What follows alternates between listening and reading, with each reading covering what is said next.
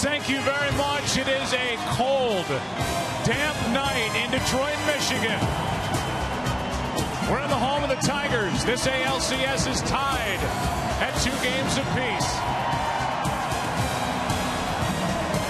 And now welcome inside the broadcast booth, everybody. I'm Joe Buck. Tim McCarver is coming right up. What's been on display here so far in this ALCS is the brilliant pitching depth of the Detroit Tigers. Not only are they deep, but they're very good. And the Red Sox know that now. Their lineup has been shut down. The world knows it now. Watching the ALCS, what's happened early in games because of the Tiger rotation, it's really been impressive. To the point where, had we told you before the series began that the Boston Red Sox would put up the paltry numbers that we're about to show you, you'd say probably, well, Detroit sweeps.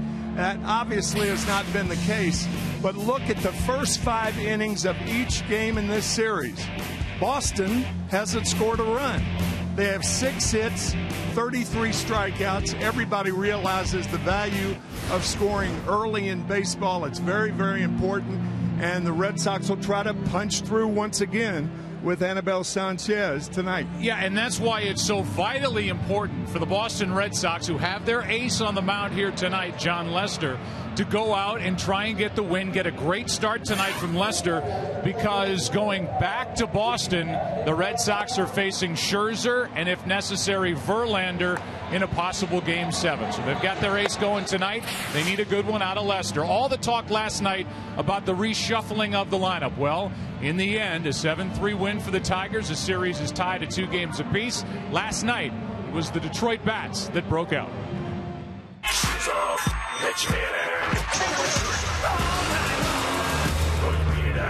Just wait out.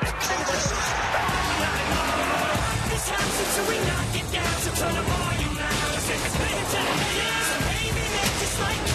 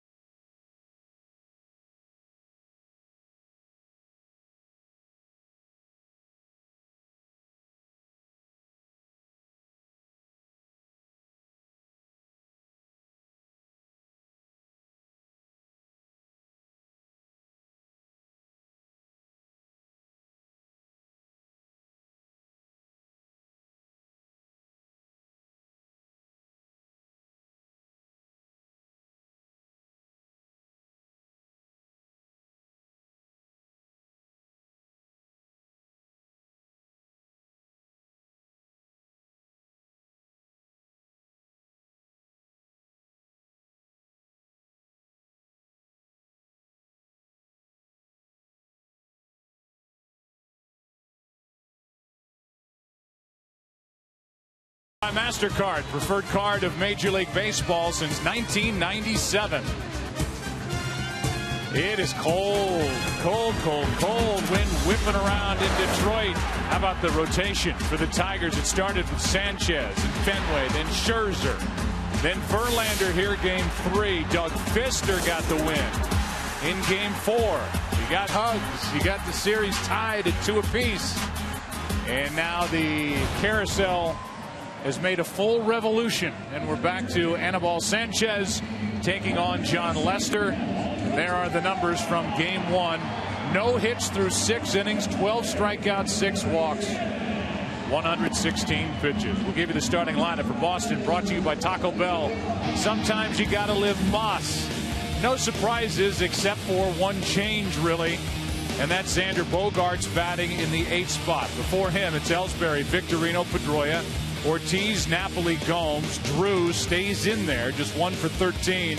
Bogaerts, the 21-year-old, and David Ross has been doing the catching as he did in game 1 for John Lester. And we'll tell you, as always, the opening pitch brought to you by Budweiser. Great times are waiting. Grab some buds.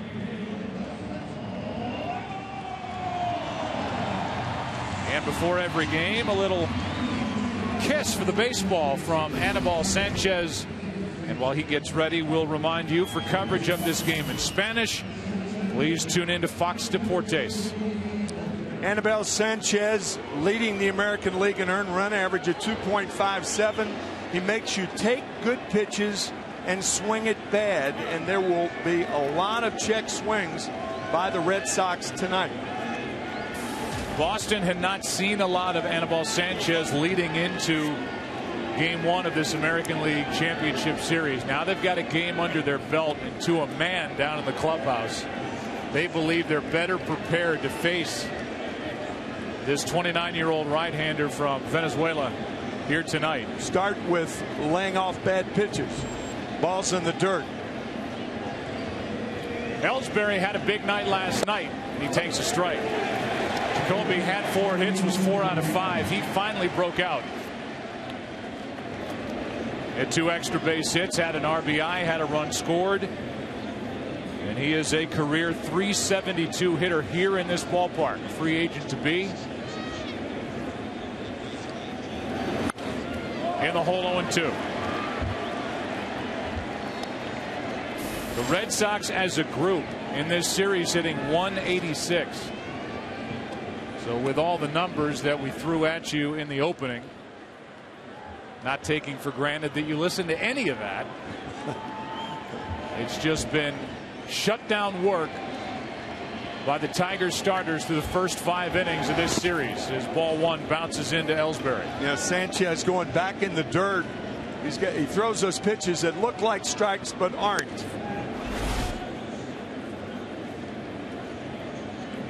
That's what he did all 6 innings of game 1, pitching no-hit ball through 6.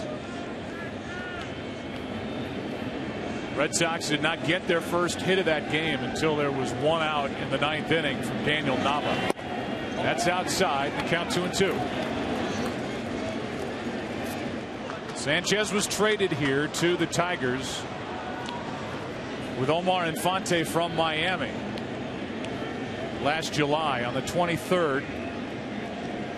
Decided to re-up with Detroit. Happy as a Tiger. And Ellsbury fouls it right side. And a prepared fan who brought a glove, which is a smart thing to do when you're seated that close to the field, was there for a nice little 1-hop stop. Gotta bring your glove.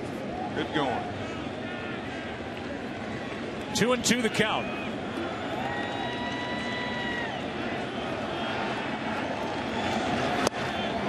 And now a full count, and this is what the Red Sox do. It was 0-2 in a blink. Foul ball mixed in. Good batting eye by Ellsbury. Now it's a full count.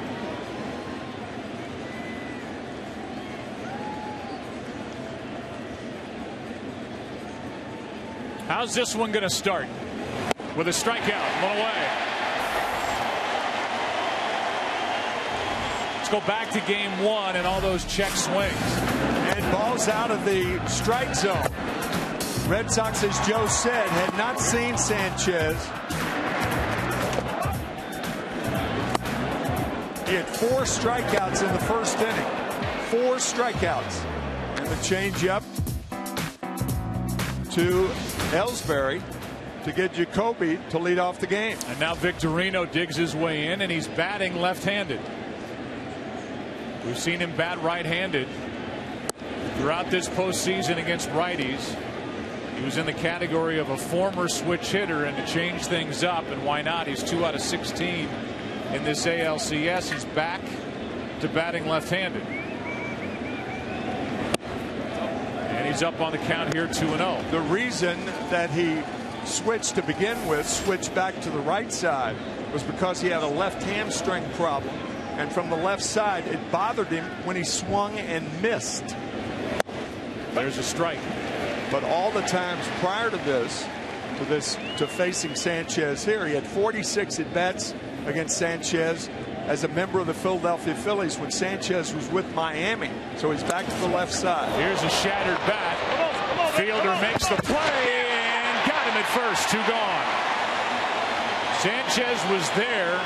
A slow developing play because of the shattered bat. Yeah, that bat going at Prince Fielder, and the ball, he picks the right one up to get Shane Victorino.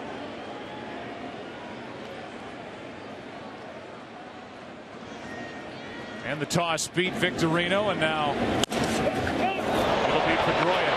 Come on, Vic, come on.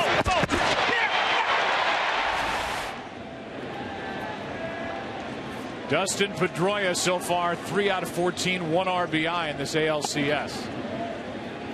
He gets the protection of David Ortiz behind him in this lineup. That's their typical look. Ortiz is only 1 out of 15. So the 3-4 combination trying to figure it out here against the Tigers. That's a broken bat, base hit through the left side. And the top of the first inning produces a hit for the Red Sox, something Boston couldn't do in 6 innings in game 1. And here's David Ortiz.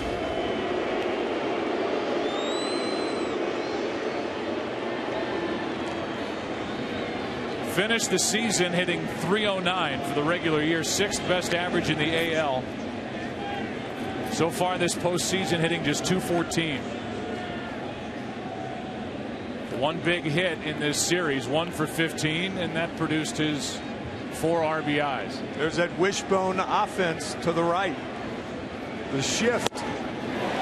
Big rip, strike 1. I think a lot of teams would be reticent to run with 2 outs and Ortiz up. I think the Red Sox have to open things up and open eyes up as far as the Tigers are concerned. Pedroia with 17 stolen bases during the season. And teams just run on Sanchez. That's outside. Opponents were successful 27 times in 28 attempts. That's right. Be aggressive on the bases. That was against Sanchez, and this is a running Boston Red Sox team. 123 as a team, 52 of those by Ellsbury, but that total 4th best. There he goes. And a foul straight back by Ortiz. Pedroia got a great jump, but he has to come back. The reason that the Red Sox wouldn't run in this situation, it leaves first base open, and they might pitch around Ortiz. Well, let them pitch around Ortiz in the first inning and have Napoli try to drive in the runs. Now Ortiz has to protect as he's in the hole 1 and 2. I'd run again if I were Pedroia.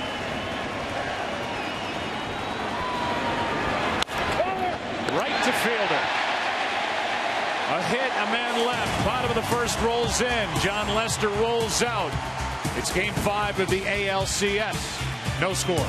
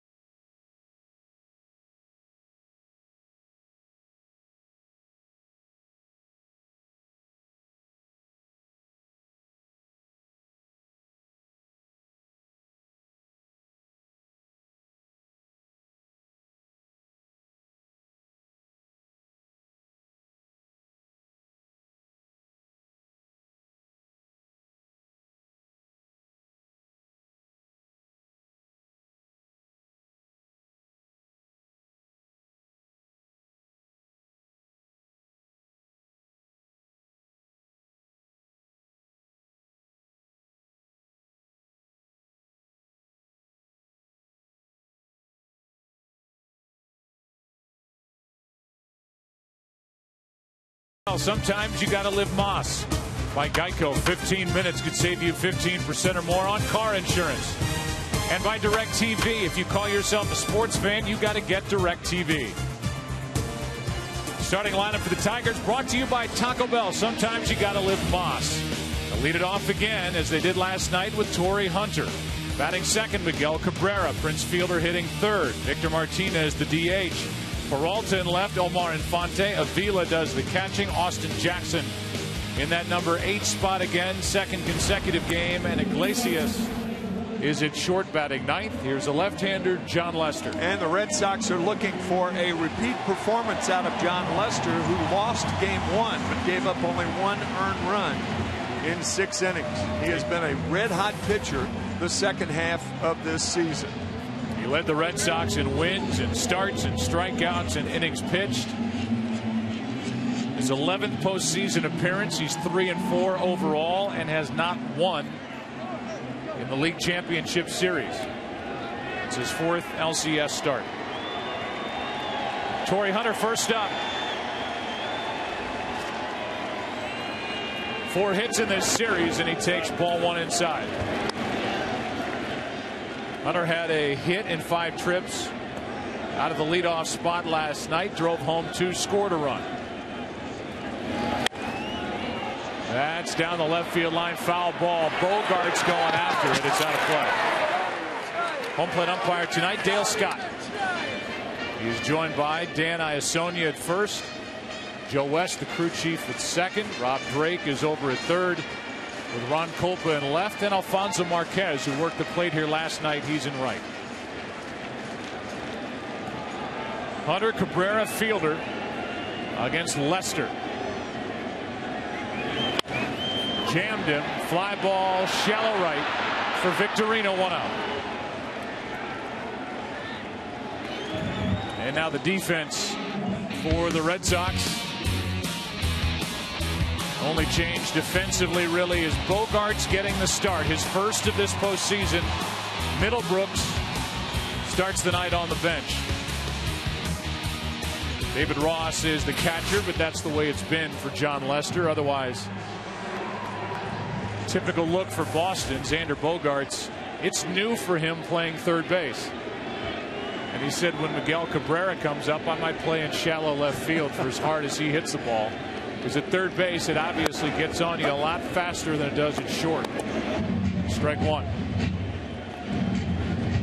He said, I don't care whether I play third or short as long as I play, and hit in the first 9. He said, I'll catch. Yeah. Probably a good enough athlete to do it. As ball 1 bounces in, a ball and a strike. Cabrera had a nice night last night. 5 out of 14 in this LCS with a home run. That came in game 2. When a guy smiles like that, he's supremely confident. You can understand why. Yeah, you can know why with his body of work as a big leaguer. He's only 30. Inside. And specifically against Lester. 11 out of 21 with 6 walks and only 1 strikeout. Facing this Boston left-hander. You know, Joe, if I'm a left-handed pitcher like Lester relies on power, pitching to as powerful a man as Cabrera, I can't see any holes in his swing. Good pitch the Red Sox don't get, and the count goes to 3-1. Some pitchers speak in quadrants. Down and away, up and away, down and in, up and in. That ball is very close, but he didn't get the call. Dangerous pitch coming up for Lester. On 3-1 with Fielder on deck. That's outside and a 1-out walk. And Lester stares in at home plate umpire Dale Scott. Here are tonight's 4 keys to the game. We talked about it in our opening. The Red Sox will try to score early. Obviously, they'll try that. They've led in only 4 innings. 4. That's of 37 innings that they played. And be relentless. That's what Jim Leyland wants his starters to continue to do.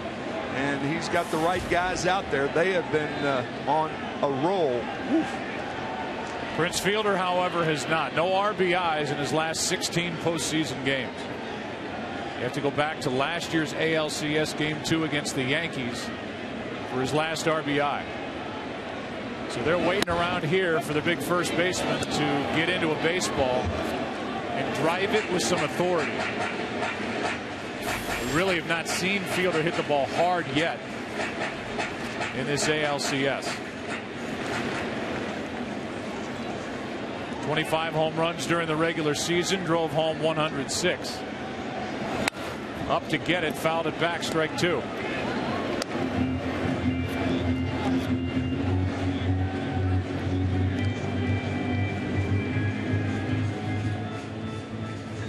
Lester trying to get around a one-out walk to Cabrera with Victor Martinez on deck. Lefty on lefty here.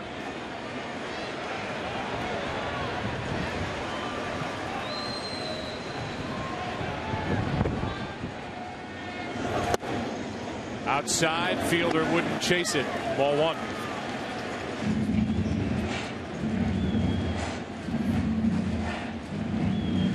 Thing about the two big men in the Tiger lineup, Cabrera and Fielder, they're both very good two-strike hitters.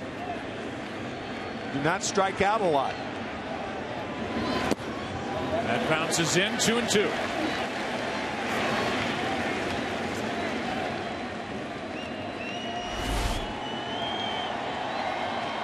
If you can read that through all the marks from hitting baseballs, Prince Fielder's using Miguel Cabrera's bat.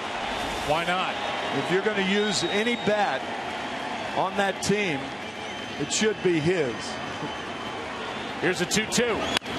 Chopped up the middle, base hit. Cabrera will hold at second as Fielder has his 4th hit of this ALCS.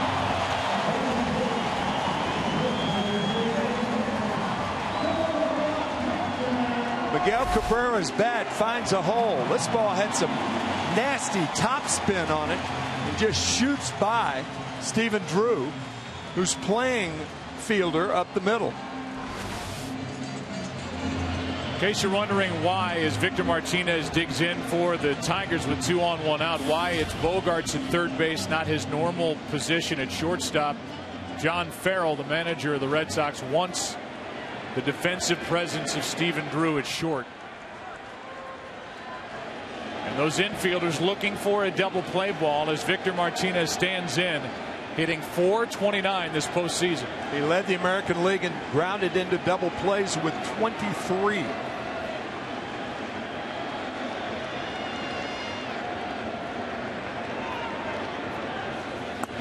Strike 1. He's the switch hitting DH.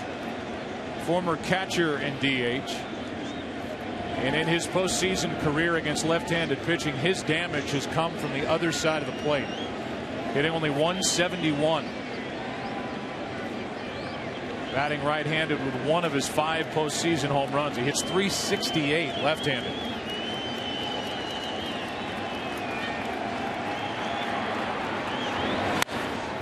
Pretty good rip. Strike 2.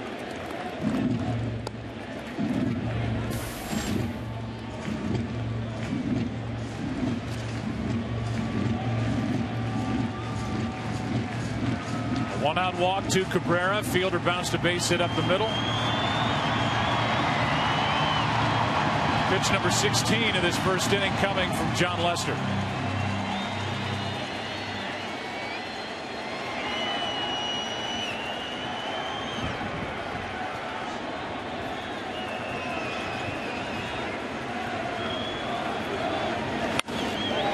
Into center field. Ellsbury right there. Barely had to move. 2 out. And the inning will fall into the lap of Johnny Peralta.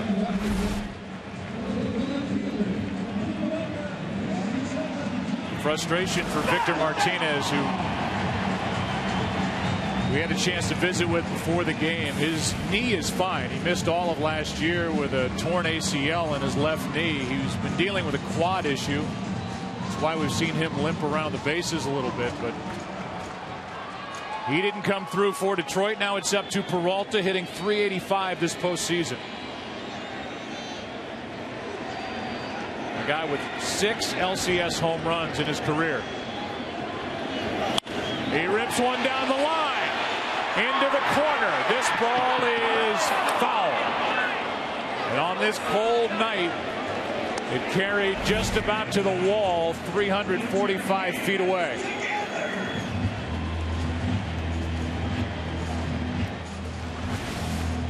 Johnny Peralta with 5 hits in the ALCS. All of them have been pulled. All of them have been high, including that last foul ball that could have been trouble for the Red Sox down the left field line.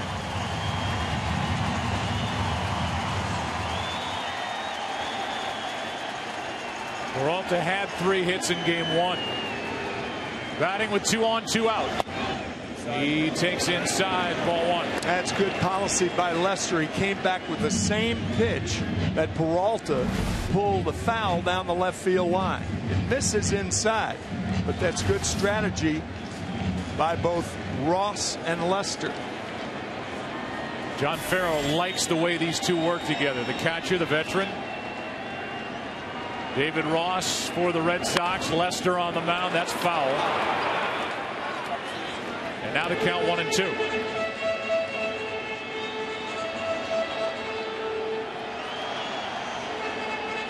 Johnny Peralta, a high ball hitter, as we said, and most high ball hitters have quicker bats than low ball hitters, which means that you can jam low ball hitters, and that's also why most left-handed hitters are good low ball hitters. But Peralta, he likes it up. Left side base hit. Cabrera is going to be brought to the plate. Now they hold him late. He runs through it, and he is an easy out to end the first. Brookins waved him, then stopped him, but Cabrera kept coming. And the throw from Johnny Gomes, one hop, perfect to the plate. And it's a scoreless first inning here in Game 5. A late stop sign put up. Cabrera kept running, and we go to the second scoreless.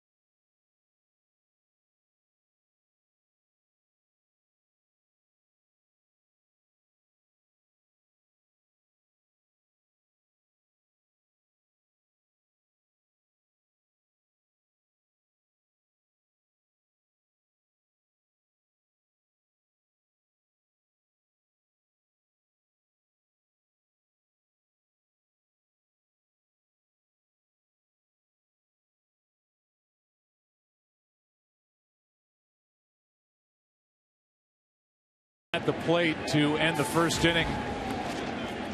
Here in the second is Napoli's first up. He'll be followed by Gomes and Stephen Drew against Anibal Sanchez. That's inside ball one. Cabrera's been dealing with a groin injury. Not running well at all. Having a tough time turning, going around the third base bag. He ran into the out to end the first. Even with 2 strikes and 2 outs, that's when a base runner at second base can get the extra step or 2 that could be required for him to be safe at home, but not so. He was out by 10 feet. Good strong throw by Gomes, who had 5 assists during the regular season. He's got a big one here in game 5. Count 2-1 on Napoli, who is 3 for 12.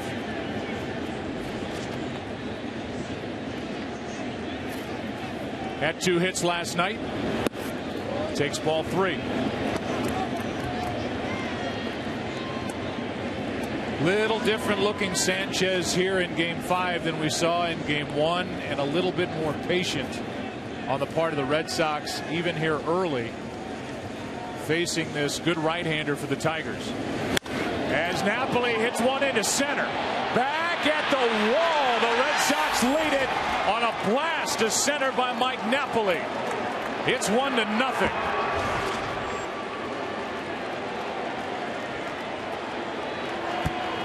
3-1 pitch, and Mike Napoli hits his second home run of this postseason. That is the perfect word for the ball just hit by Napoli. Blast.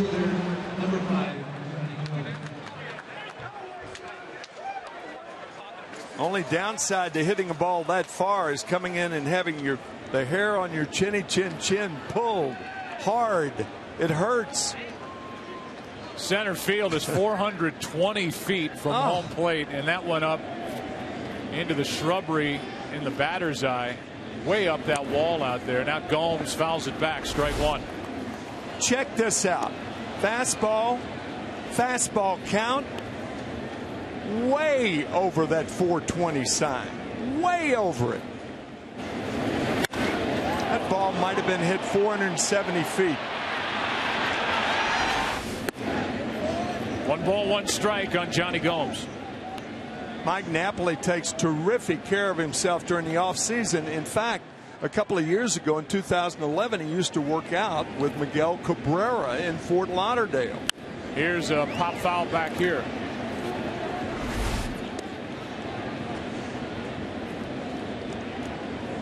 Talk about using the bottom part of your body when you hit, only to have the top half of your body pulled when you get back to the dugout. 1-2 the count on Gomes. With Drew to follow, then Bogarts. That's hit at Cabrera, got a bad hop. You can see that it came up on Miguel Cabrera. Gomes will reach. We'll see if it's a hit or an error. It's E5, but this ball took a funny bounce. Came up on him, but that's a big league error. So after the home run, a hop that goes the Red Sox way. Still nobody out. Second error by Cabrera this postseason, first of this series. The batter will be Stephen Drew, still trying to get to the replay of Miguel Cabrera coming around third, being thrown out at the plate in the first inning. Here is Drew, and that's a grounder foul, right side. After the first game, John Farrell was asked by the press why the Red Sox haven't tried to bunt on Miguel Cabrera. He said at times he's 45 feet from home plate. I don't know how Miguel can look. Here's one any kind of bunt play. Excuse me, Joe. Here's one that just trickled away, not far enough for Gomes, who was almost picked off. Not far enough for him to get down to second. He was late getting back to the bag on that throw over by Sanchez. 0-1 on Stephen Drew.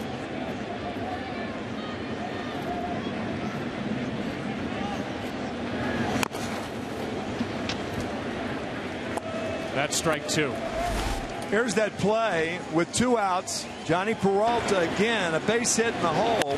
Watch Cabrera and watch third base coach Tom Brookins.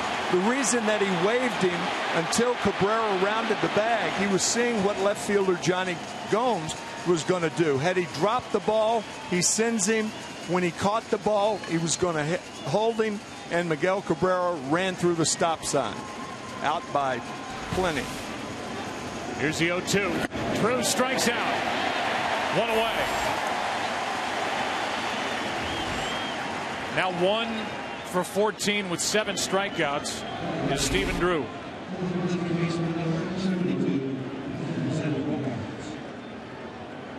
Two-seamer.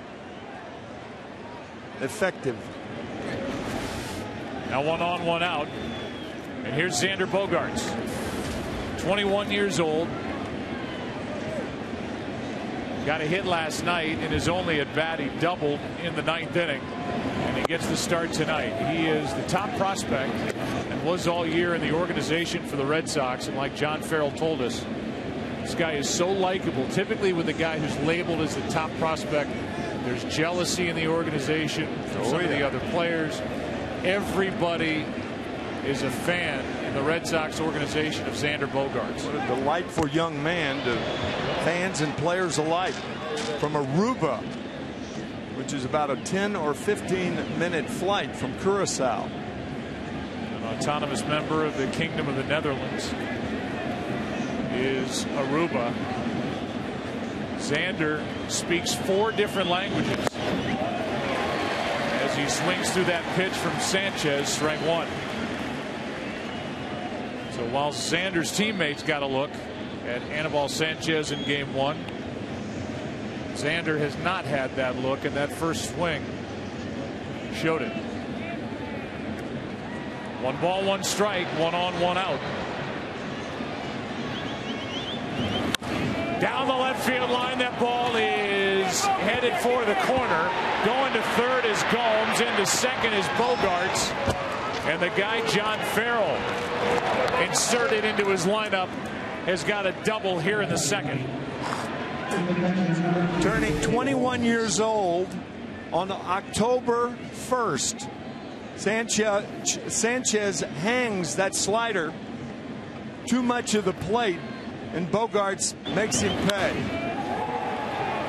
Good base running by both Gomes and Bogart, going to third and second easily.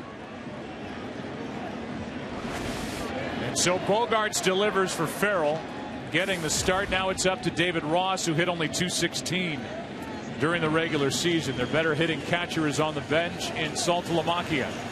Second and third, ball 1.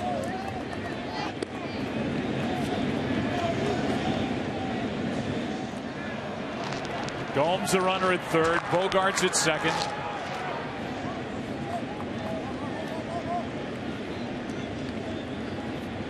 And Sanchez steps off.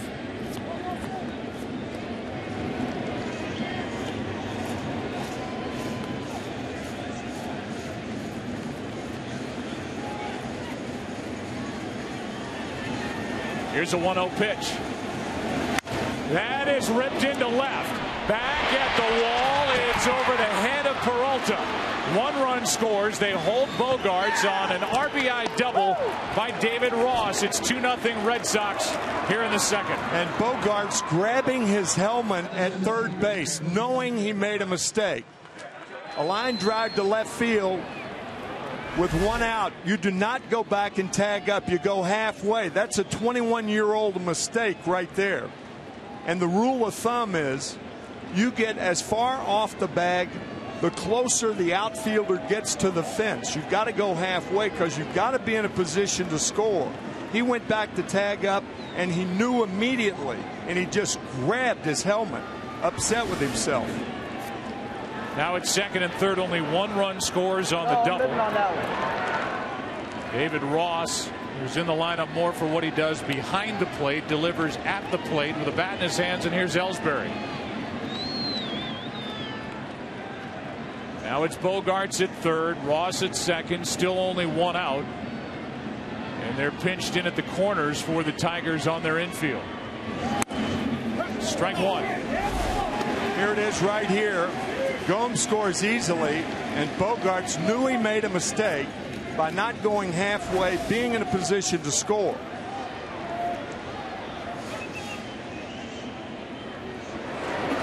Rick Porcello getting ready for the Tigers in their bullpen. So early runs for the first time. This Boston offense clicks against a Tiger starter in the early innings. Here's a ball off the glove of Sanchez. A run scores and everybody's safe. And in the end for Boston, no harm, no foul as Bogaerts scores. Ross goes to third. It's 3-0 Boston here in the second. When you're at third base, you try to watch the line drive. Bogaerts did, off the glove of Sanchez. He scores easily. First and third and only one out. And now Jeff Jones will pay a visit, the pitching coach for the Tigers, to Anibal Sanchez. An inning that started with a home run. We've seen 2 doubles and a single and an error mixed in.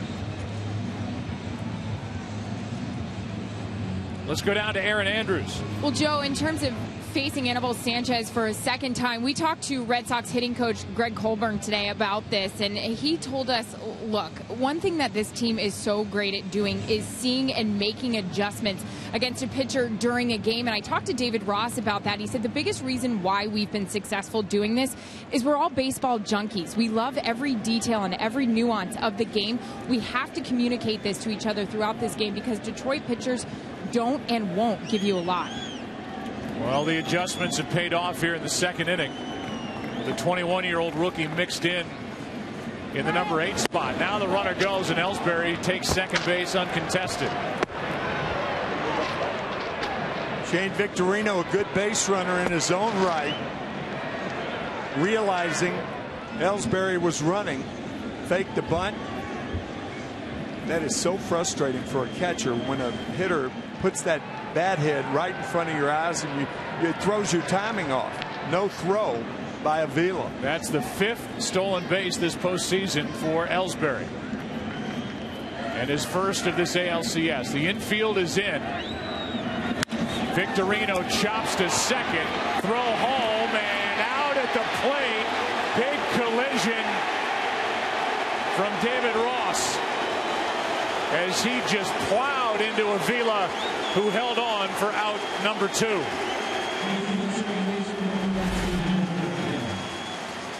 That's why you bring the infield in. Runners are on at second and third. I love that strategy by John Farrell, telling Brian Butterfield to send David Ross. Remember, Miguel Cabrera ran over David Ross in the bottom of the first inning, and now it's Ross's turn. And then he pats him on the rear end and understands it because he's a catcher also. Jim Leland went to the home plate umpire Dale Scott. I think they're going to check on the health of Avila. And they are, to make sure he's okay after that collision, which was violent at the plate, with Ross lowering his shoulder into the right shoulder of Avila. And Alex says he's okay. Ross got up and patted Avila on his way back to the dugout, but that was a serious collision. I think he got him more on the right arm, and there wasn't the neck and the head involved that could have been a little more serious. But when you have a 3-run lead in the early innings, and even with the infield in, you take that chance of trying to score the runner from third. So it's a fielder's choice hit into by Victorino, with Infante throwing home. Both Avila and Ross missed time. The two catchers missed time this year, suffering with concussions. There didn't appear to be any contact with the head of Avila. A lot of shoulder and arm. Now the count's gone to 2-0 on Pedroia. On this cold night, Avila got hit hard by David Ross. I was trying to telestrate those two little paddings off the left and right shoulder of Alex Avila. That could have helped a little bit. This should end the inning. Infante flips. It's a big inning for the Red Sox here on the road. Behind their ace, John Lester, they come up with 3 runs in the inning that started with that from Mike Napoli, a home run to straightaway center. RBIs by Ross and Ellsbury. In Game 5, Boston on top, 3-0 in the second.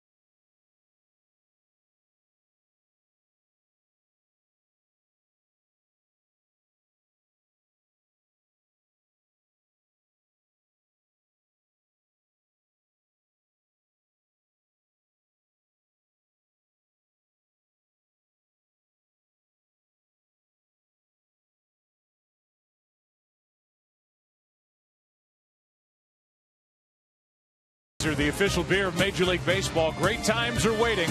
Grab some buds.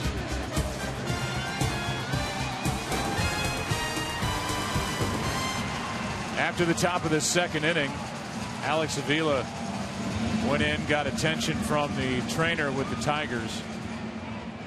He is one of the tougher guys you'll run across, Alex Avila, and he's thankfully able to continue in the on-deck circle with Infante showing a bunt, taking a ball from John Lester.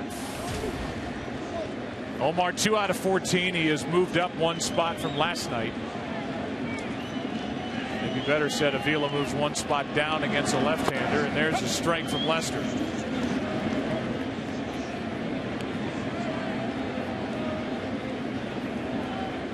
It's Infante, Avila, and Austin Jackson for the Tigers, down 3-0 here in the second inning. Infante with a cue shot to short. Caught by Drew, 1 out. Here comes Avila, who suffered a concussion on August 8th because of this foul tip. That's Nick Swisher swinging the bat in Cleveland. And about 3 weeks of missed time for Alex Avila. Then that look from right in front of home plate, getting that big hit from David Ross, who missed a total of 65 games because of concussions this season. Those 2 catchers came together, and Avila hung on, and he's able to keep going.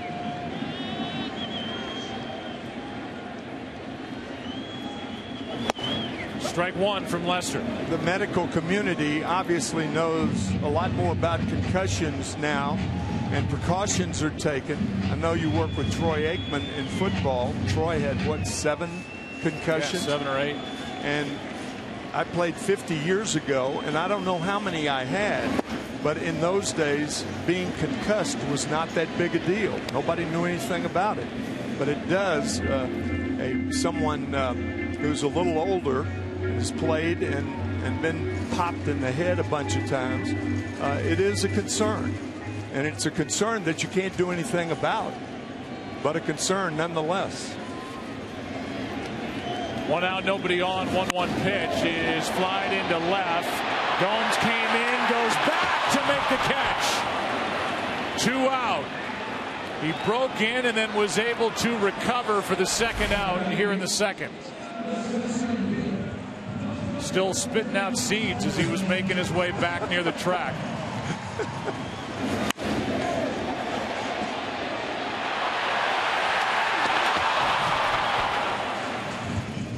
That one step in can make things difficult on the back end. But Johnny made the catch before it hit the ground. Batter will be Austin Jackson. Baseball now has a 7-day concussion disabled list. Right. Which is something teams can use to monitor a player's progress trying to bounce back after a concussion and not having to put a player on a 15-day disabled list. It takes a little bit of pressure off both sides in that case. Trainer still making sure with Avila that he's all right. The ball and a strike on Austin Jackson, who last night had a big night for somebody who was moved out of the leadoff spot into the number 8 position, was on base all 4 times. 2 hits, 2 walks. That's outside, 2-1. Since coming to the Tigers, all but 24 plate appearances for Austin Jackson have come in the leadoff spot. Here's the 2-1. That's on the corner, 2-2. Jim Leyland moved him out of that leadoff spot to take the pressure off Jackson, and Jim was pleased to hear Austin say after the game that it did just that. And it looked it with the way he was patient at the plate, plus the 2 hits. 2-2.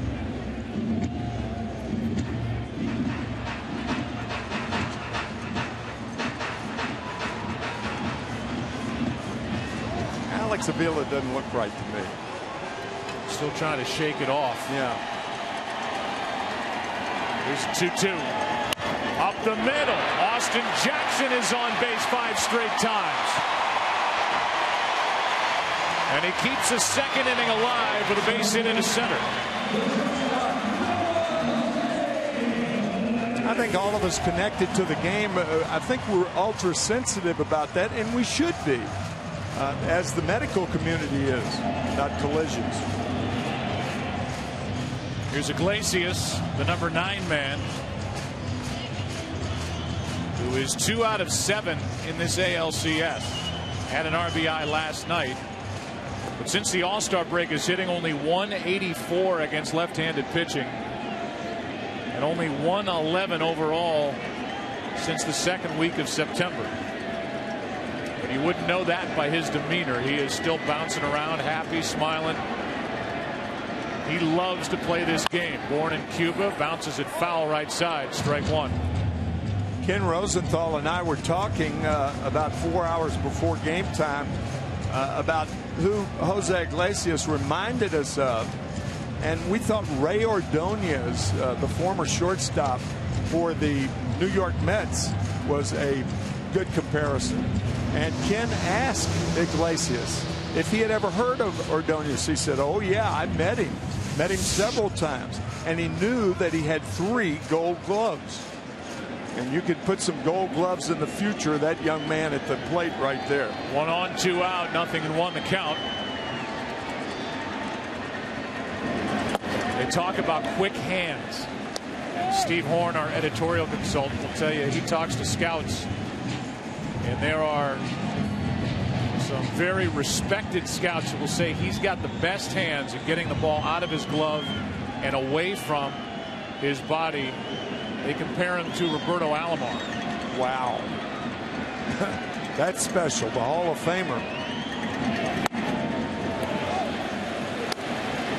Count goes to 2-1. Some guys have quick hands to catch the ball, but they can't make the transfer as quickly as a guy like Iglesias. Justin Verlander trying to cheer up Avila on the bench. This crowd that's cold on a damp night in Detroit trying to get cheered up. As the count goes to 2-2, taking off for second on a ball that got away is Jackson. And he's there with 2 out. There was a slight delay of Jackson at first base, and the reason he delayed, he couldn't see how far the ball was behind Ross. There's the delay, and there's the run. The throw is wide toward third. The pitch was a strike. It's a pass ball on Ross. And a 2-2 count on Iglesias, and that's no small thing with Iglesias at the plate. A base hit with the speed of Jackson. Put the Tigers on the board here in the second. Here's a 2-2. Jammed him. Foul ball.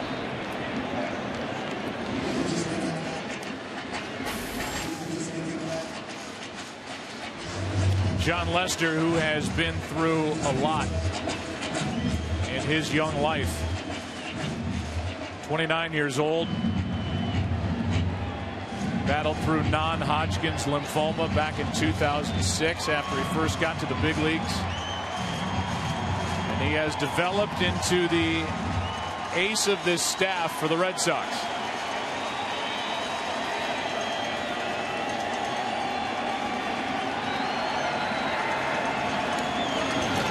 The strikeout and the throwout ends the second. A hit by Jackson, the pass ball. He's left stranded. The Tigers have lost a man at the plate and stranded 2. We've played 2 in Game 5. Red Sox up 3-0.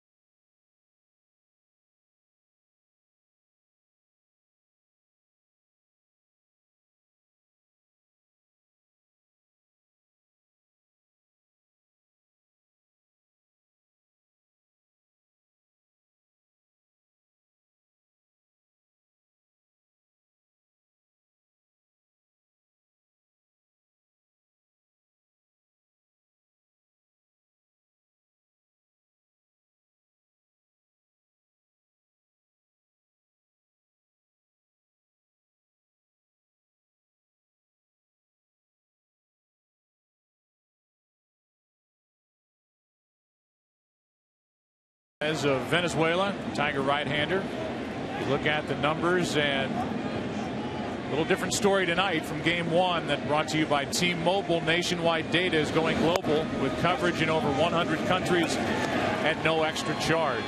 There are the numbers here tonight. After 6 hitless innings in Game 1 with 12 strikeouts, 6 walks, he deals with David Ortiz, who grounded out his first time and who is 1 for 16 in this series. Took a strike. And now a ball down to Ken Rosenthal we go. Ken. Joe, Alex Avila, it is not a concussion issue at all. He twisted his left knee in that collision with David Ross. He's okay, staying in the game, but obviously this is one tough man. Yeah, I was just going to say that. I mean, he proves that seemingly day after day. Max Scherzer is on the headset down in the Tigers dugout. As you look at this collision again, Max, you're throwing to a guy when you pitch to Avila that will give you everything he's got. I mean, exactly. He takes so many foul balls right off the mask, off his arms, off his shoulders, and every single day he just gets worn out. But he goes out there every single time and plays just as hard. So it's almost like this collision doesn't even mean anything to him. Here is check swing. He went around 2 balls, 2 strikes. That's got to be comforting. I sit next to an ex-catcher up here in the broadcast booth. It's got to be comforting for a guy out on the mound knowing that the guy behind the plate is going to give you what Avila gives you every time. Yeah, it is comforting, but at the same time, watching some of the balls that go off his mask, man, you just wonder how much damage he's doing. But like you said, he plays as hard as he can. He gives you everything he's got. Here's a 2-2. Ortiz's jam. That is falling into left center, and what a catch! Unbelievable by Iglesias out of nowhere. We told you about his quick hands. What a remarkable play, and watch how far he goes. You got to be kidding. I mean, that Max Scherzer, you're watching that from field level. That is incredible. That ball was down. I thought it was a hit. I don't know how he got there. Looks like a Cirque du Soleil act. Yeah, those hands are fast, just like you said. Even David Ortiz has to applaud that. He was on the other side of the second base bag. And we got you applauding down there, Max, as well. That is incredible how far he went. Here is Napoli, who hit a home run his first time up. Well, here you are, Max. Your rotation's been so good. And we'll look at Sanchez as we go through tonight. But you get another crack at the Red Sox at Fenway Park on Saturday night. I bet you can't wait to get out there. It's going to be fun. That's one of the best venues to pitch at. The atmosphere is always electric. And you're going against one of the best teams in the American League, obviously, or one of the best teams. What more do you want? This is what you play for. All the chips on the table. Even with the monster in left field, it's still one of your favorite parks, Max? Minus that part. Take that out of it. Here's one hammered into left. Back at the wall. It's one hop and over for a double for Napoli. Mike Napoli is heating up. He's homered, doubled. He had a couple of hits last night, including a double. And he's at second with 1 out here in the 3rd inning on a high delivery. It was riding in from Sanchez. Looked like a high changeup from Anibal. Ground rule double. You, Max Scherzer, have to look back at your start in Game 2, and I mean, there's nothing to change there. You have to be proud of what you did. What's your overall attack without revealing too much to us here tonight going into Saturday? Really try to keep it simple. Do a lot of the same thing. Pitch with 4 pitches and throw strike 1. They're a great team. They pound your mistakes. And if I work ahead in the count, I always feel like I can be successful. And that's the same approach I'm going to do in Game 6. We talk about strike 1 being such an important pitch, Max. It's nice to hear you confirm what we talk about occasionally up here. Yeah, it's the best pitch in the game. It certainly is. Runner at second, 1 out. Gomes at the plate, reached on an error on a funny hop over at third his first time and scored. That's in the dirt, 1-1. We won't keep you much longer, Max, but I'll ask you about this Boston lineup. So much written, so much said about how they make a pitcher work. Are you aware of that when you're out on the mound? And if so, how do you try and combat that? Oh, of course. They grind out ABs. They foul your pitcher's pitch. They do everything, but it all goes back to you got to work ahead in the count because they do so much damage against your mistakes. So for me, I got to keep it simple and be aggressive with them and throw strike one, make sure I'm getting the 1-2 before 2-1 and stuff like that. Because when you do that, that puts yourself in line for success. Well, Max, good luck on Saturday. Thanks, as always, for joining us from down in the dugout. Hey, thanks for having me on, guys. All right. Max Scherzer, one of the game's, obviously, you can tell in 2 seconds. Real good guys. 29-year-old. And, I mean, can you just give him the Cy Young now? 21-3? I would. You called that week 1. I just thought that maturity level and his stuff were coming together at the same time. I think they have. Sanchez thought about third, gets the out at first. Gomes grounds out. Over to third is Napoli. And think what this inning would be without this play from Iglesias on the pop-up into no man's land off the bat of Ortiz. Obviously an easier play had he been playing straight up at shortstop, but he was on the right side of second base because of the shift. I mean, it almost looked like he was just throwing his left hand out there. Yeah, it did. Just to give it a flash. Yeah, to give it a try. Well, that try turned into an out. To start this third inning. Then the double by Napoli. Gomes grounded out. The batter is Stephen Drew, who is struggling, dying to get hot here. 1 for 14. Struck out his first time. He's got a runner at third. He can run. Cabrera, even with a bag, maybe a step in front of it over at third base. Strike one on Drew.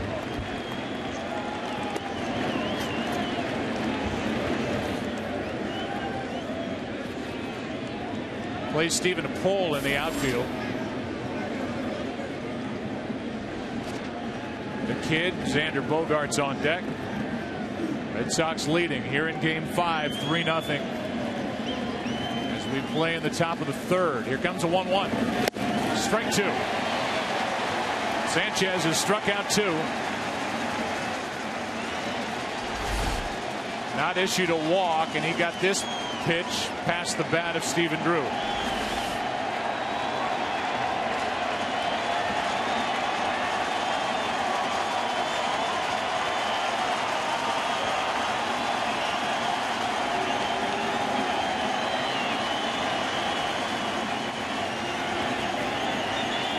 Runner at third, 2 out.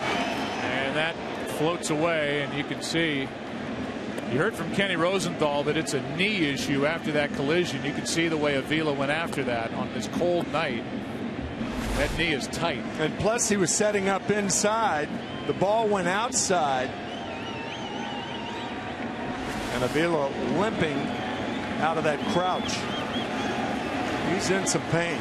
Ryan Pena has not appeared this postseason. He's the backup to Avila. Here's a 2-2. That bounces in, and in comes the runner Napoli to make it 4-0 Boston.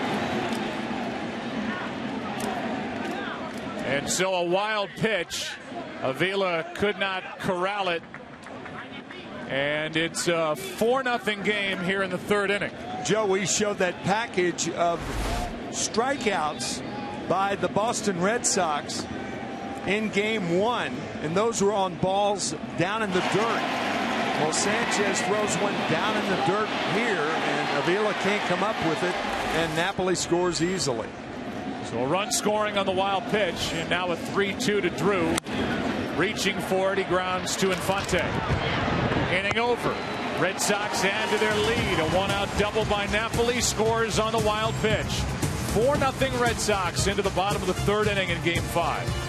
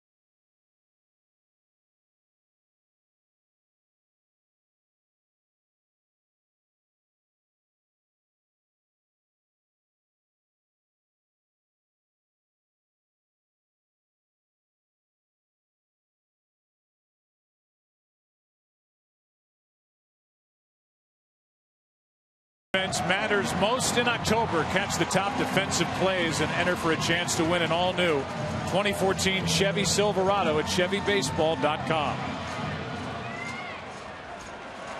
Between innings, Jim Leland got in on the discussion with Alex Avila. Sure, a reaction to watching him limp on that pitch that got away. Sure. That floater that went up and away out of the hand of Anibal Sanchez. As the leadoff man is up for the Tigers, down 4-0 here in the third inning. 1 ball, 1 strike on Torrey Hunter.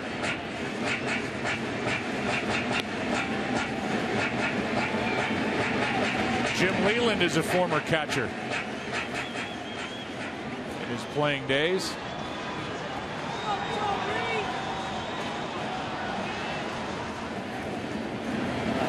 Here's a ground ball to Bogarts. 1 away. Hunter 0 for 2, and the batter will be Cabrera. Before and after every postseason game, MLB Network has all the highlights and breakdowns from the award-winning analysts of MLB Tonight. All the postseason drama, all in one place. Go to MLBNetwork.com for schedule and channel number. Here's Cabrera. Miguel reached on and walk his first time up, and then was thrown out at the plate on a one-hop strike from Johnny Gomes to end the first inning. Red Sox went to work in the second, got 3, one of them an unearned run, and then scored on a wild pitch in the top of this third. They lead 4-0.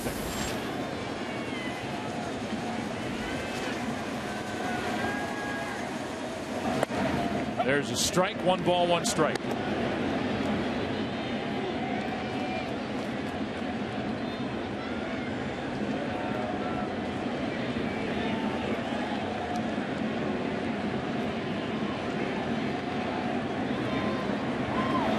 Outside, 2-1.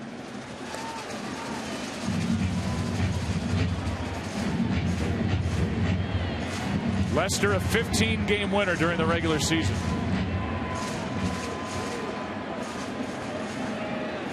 Brings home a 2-1. That is down the right field line, slicing into the corner. Foul. 2-2. Talked about his first time up. How do you keep Miguel Cabrera from making solid contact? There's nothing you could do consistently on the mound to prevent that.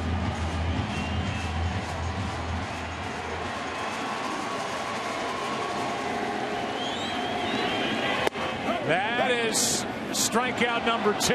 That was a good cutter right there. Cabrera thought it was outside, but Dale Scott, the home plate umpire, stayed with it. You can see the trajectory of that ball. A cut fastball by design, outside part of the plate. Cabrera thought it was outside, but Lester gets the call. That's only the second time John Lester has struck out Miguel Cabrera. Is that right? Second time to go with 6 walks and 11 hits in now 22 at bats. Fielder grounds out. That was Drew on the other side of the bag, and the top of the order goes in order in the third inning for Detroit. Interesting game here in Game 5. Series tied 2-2. Boston leads tonight 4-0.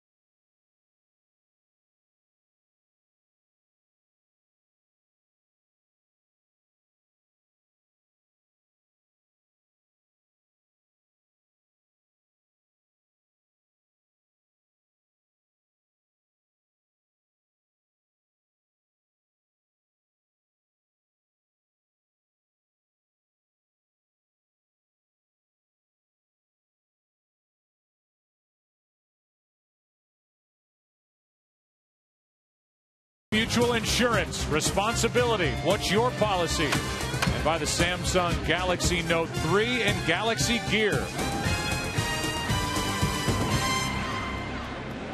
How about 3 things you need to know about Xander Bogaerts as he digs in to lead off in the 4th inning? We hit the first point early in the ball game. Bogaerts has got a double and a run scored. He speaks 4 different languages. Born in Aruba. The youngest Red Sox player to ever start a postseason game. Good pitch from Sanchez, a ball and a strike. Could have been 5 different languages, but he bowed out of learning French. Yeah. He started it. It was difficult, too much, and he just kept it at 4. You should have said oui. 1 ball, 2 strikes.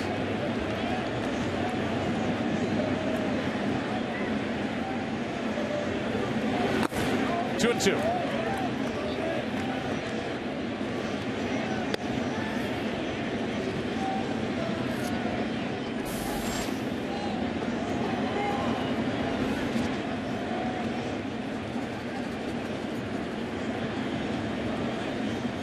Xander Bogaerts trying to reach for the 3rd consecutive time in this series. He strikes out looking. Let's get to know him a little bit. The rookie, 21-year-old. Mi nombre es Xander Bogaerts, shortstop van de Boston Red Sox. Mitad de Isla Aruba, isla contento. Let's go Sox! Even threw a little Boston accent in there. He is a delightful young man. Very, very smart. Here's David Ross. Ken Rosenthal has been digging around and spent some time with Xander before the game. Ken, give us more on Bogaerts. Well, the Red Sox actually signed him at the same time as his twin brother Jair. They originally came to look at Jair when Xander was just 16 in Aruba. Xander was in bed with a chicken pox that day. He still has the scars on his face, but his mom let him go to the tryout, and the Red Sox, well, it was baseball love at first sight. They signed Xander for $410,000, Jair for $180,000. Jair now out of baseball. His claim to fame, guys, was that he was traded with Theo Epstein in that convoluted, complex compensation package when Theo went to the Cubs. Convoluted, complex compensation package. Oh, boy. That's all Alex Avila needs. Man, able to shake that one off. This was, oh, boy. Right off the mask. You could see him opening that mouth. That means a jaw problem right there. Said he's all right. The guy that plowed into him is the man at the plate, David Ross. That happened back in the 2nd. A 3-run second for the Red Sox. They lead 4-0 here in the 4th. 1 out, nobody on, and the 0-2 pitch from Sanchez. And now he has to try and block a ball in the dirt. He has just been a baseball magnet all season long for the Tigers. You can just see his body language. He's leaning on his right knee because his left knee is the one that is bothering him.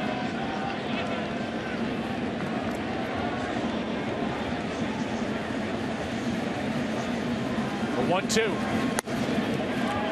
2-2.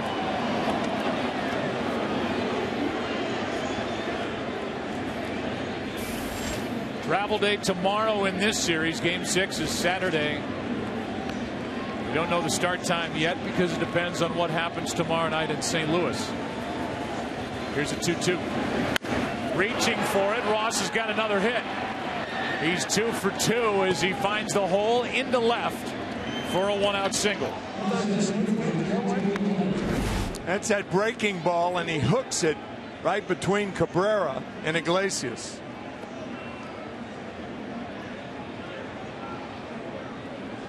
Again, the breaking ball, not away like Sanchez wanted it. We heard Aaron Andrews talk about Greg Colburn. Longtime big leaguer and now the hitting coach for John Farrell. Adjustments, video, personal experience after game 1. And a completely different look against Sanchez here in game 5. Ellsbury, strike 1. Jacoby has a hit, an RBI. It was an infield hit off the glove of Sanchez in that 3-run second. And then he stole a base, his first of this ALCS.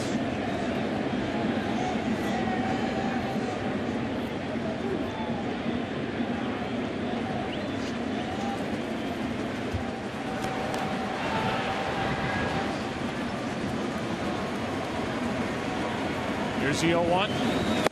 Late swing by Jacoby, strike 2.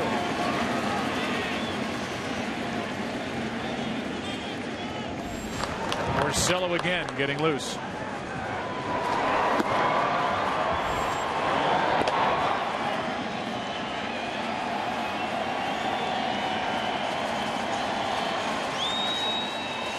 Sanchez 1-1 this postseason. Lost game 3 of the division series against the A's here. Winner in game 1. He's on the short end now. 4-0 as he misses low with ball 1 to Ellsbury. Something you talked about coming into tonight's game and what the starters have done through the first 4. Different story tonight.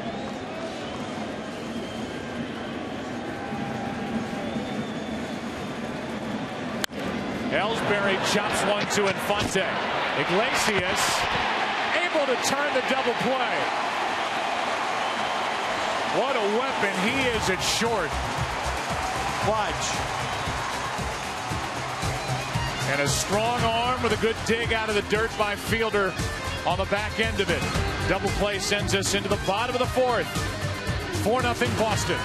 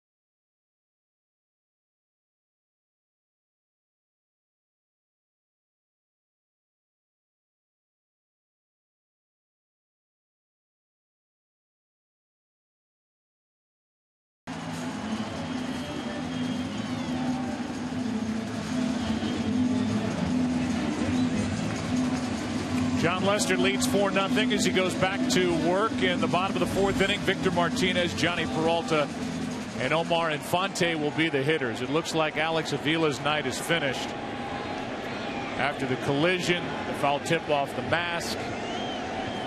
Just the punishment his body has taken over the last couple of days. Peeking into that dugout, it looked like Jim Leyland said, get Brian Pena ready. Victor Martinez flying to center with 2 on 1 out back in the 1st.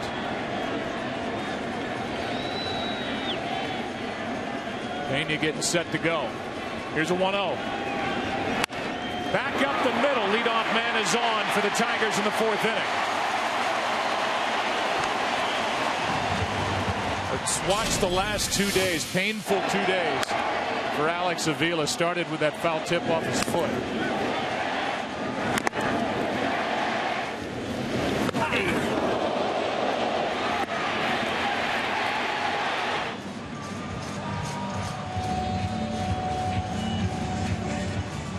Between innings, he was talking with Jim Leyland, and you can see Leyland say, we're going to Pena.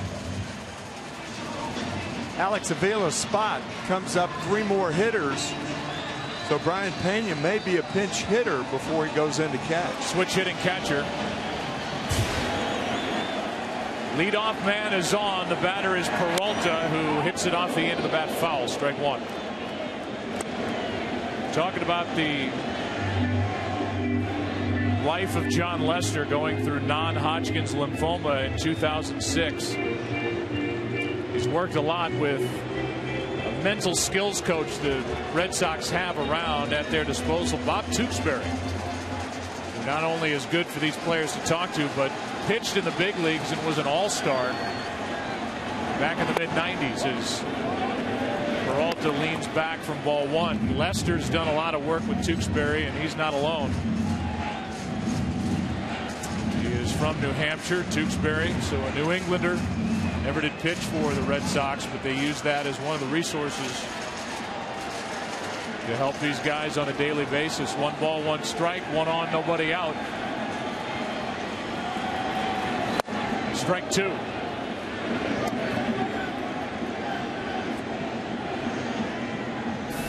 On deck is Infante. After Infante, it's Pena. Not officially, but it looks that way as Avila left the dugout, went back into the clubhouse. Here comes a 1-2 from Lester.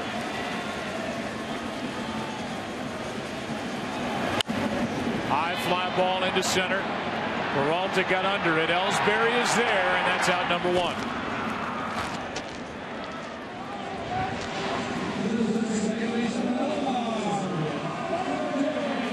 Peralta serves as his own bat boy. Picks up his bat. Bat boy went out for no reason. Here's Infante.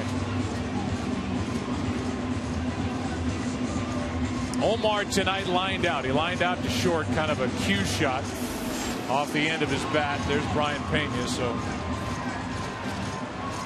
the easy lip reading was correct. Infante 2 out of 15 in this LCS.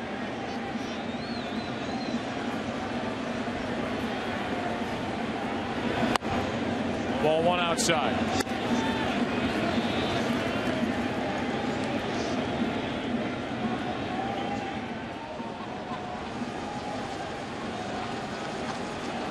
Lester beat Tampa Bay in game 1 of the division series 12-2. Pitched into the 8th inning in that one. A tough luck loser in game 1 on Saturday night in this LCS. That's ball 2. Talked about it in our opening that John Lester was looking for a repeat performance tonight. And so far, the Red Sox have seen it. Giving up only 1 run in 6 innings, even though he did take the loss in that 1-0 Detroit win in game 1. He's allowed 4 hits. He's walked 1. He's struck out 2.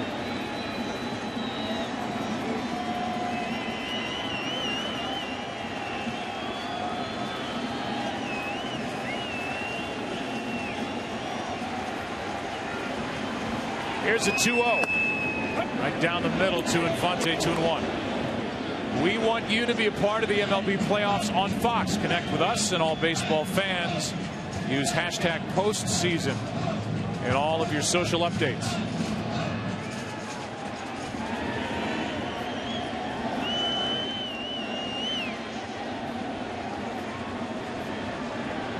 Here's a 2-1. That's foul. 2-2.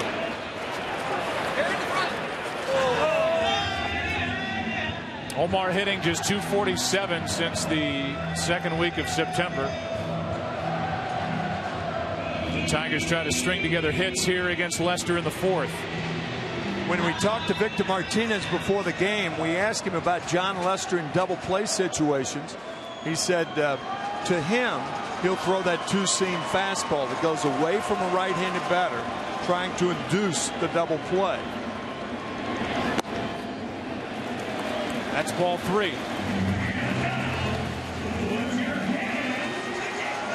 Usually, the two-seam fastball, that's a breaking ball right there, but the two-seam fastball gets ground balls.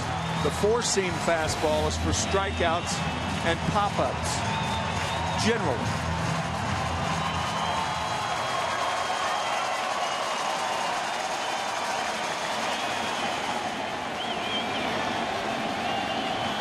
Three-two pitch. Foul again.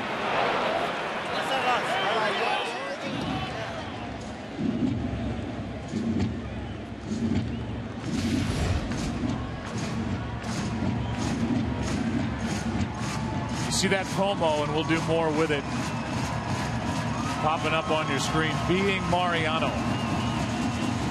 Which is something that any baseball fan, not just Yankee fan, really any sports fan, should check out. Here's another 3-2 pitch. 1 on, 1 out. And it's 2 on after the second walk handed out by Lester tonight.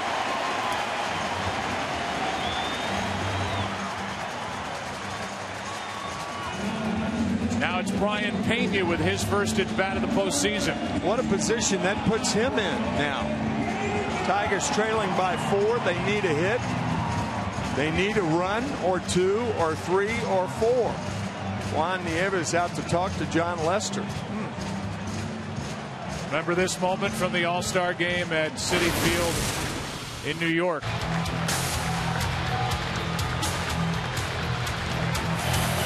Every other player stayed away.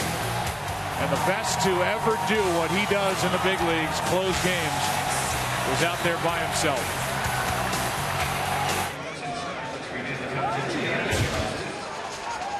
Sunday, you can experience the emotional journey of one of baseball's all-time greats through devastating injury in the final days of his remarkable career. Being Mariano premieres Sunday on Fox with a special encore presentation Tuesday on Fox Sports 1. That Metallica music is linked to Mariano Rivera for the rest of time. Here's Brian Pena, ball 1 outside. Good numbers for Pena against Leicester, 7 out of 17. And this guy, a switch hitter with some pop, hit just under 300 during the regular season. 229 plate appearances. He can hit.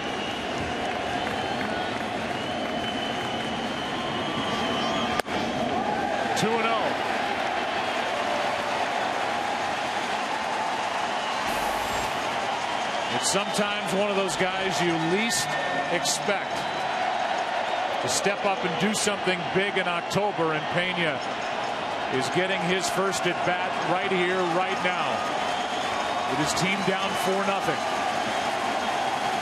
2 on, 1 out. The 2-0 pitch. 3-0. Highly uncharacteristic of Leicester.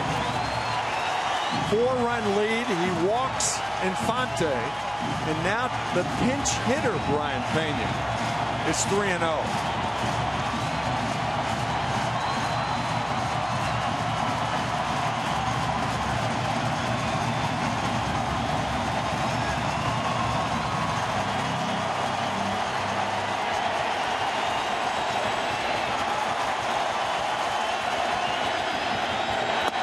Strike one.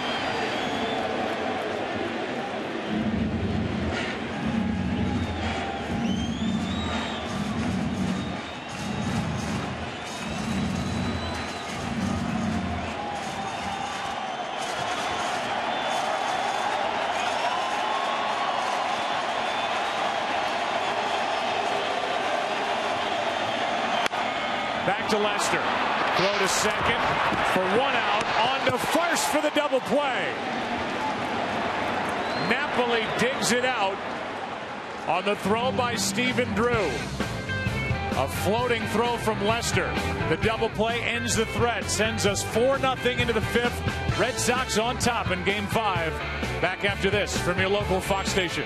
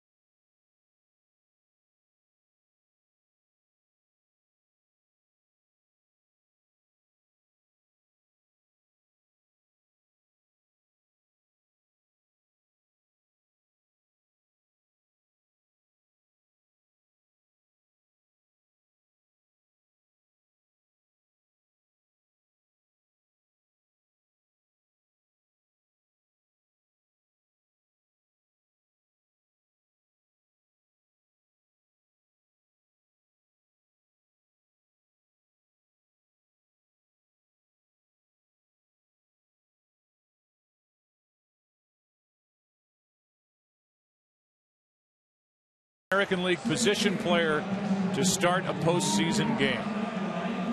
Good question to ask on a night when Xander Bogaerts, 21 years old, starts for the Red Sox. Brian Pena stays in the ballgame, does the catching. In case you're wondering, for the Tigers, their emergency catcher is Don Kelly. Jim Leyland has always told us that he would use Kelly in an emergency. He's caught once in the big leagues in 2011. Avila's out for the rest of the night. The other way they could go if they want to lose the DH, Victor Martinez, former catcher, caught 3 games this year. There is a bouncer to fielder for out number 1. Victorino's 0 for 3.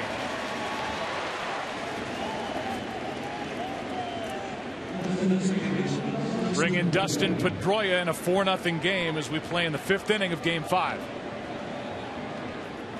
Dustin 1 for 2.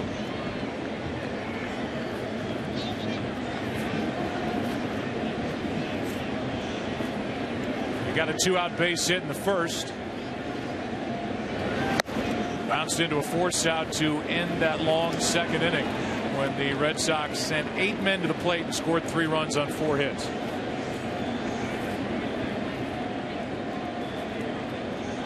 First pitch, a strike from Sanchez, and now a ball.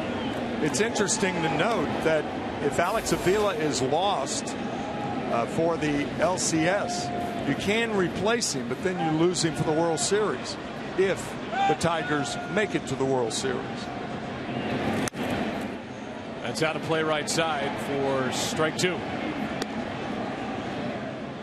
Yeah, any player that's replaced on an active roster is automatically ineligible for the next round. Avila's an important part of this team and somebody that Jim Leyland really counts on. These guys love him. He is tough, as he has proven 3 Octobers in a row, and just about every day for the Tigers and their fans that watch Alex do his thing behind the plate. Well, he was schooled well. Talked about his grandfather, Ralph Avila, the famous scout of the Dodgers, and Alex's father, Al Avila, assistant general manager for the Tigers. Still 2-2. There's Al in the middle. So he was schooled well. He realizes that his first responsibility to his pitchers, and all the good catchers do that.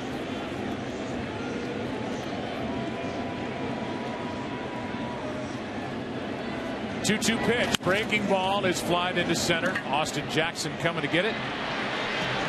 2 up, 2 down against Sanchez here in the 5th. In the bottom half of the inning, it'll be Austin Jackson to lead off. Something he's used to. Then Iglesias, then Torrey Hunter against John Lester as David Ortiz digs in.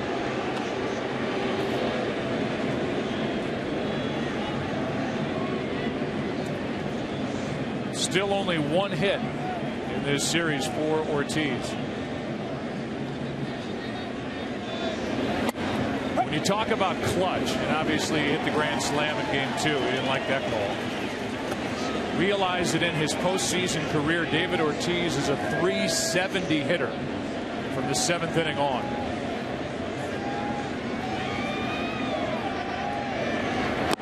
Think about that now. You know, that's usually against a setup man and the closer. Arguably, certainly after a good starter, but arguably the toughest reliever that you're going to face, and the time that you can match him up against the left-hander. That's up and away. So he hit coming into tonight .370 from the 7th inning on, with 7 of his 15 home runs that he's hit in the postseason, and 26 of his RBIs. He's driven in 54 in his postseason career from the 7th on. 2-2.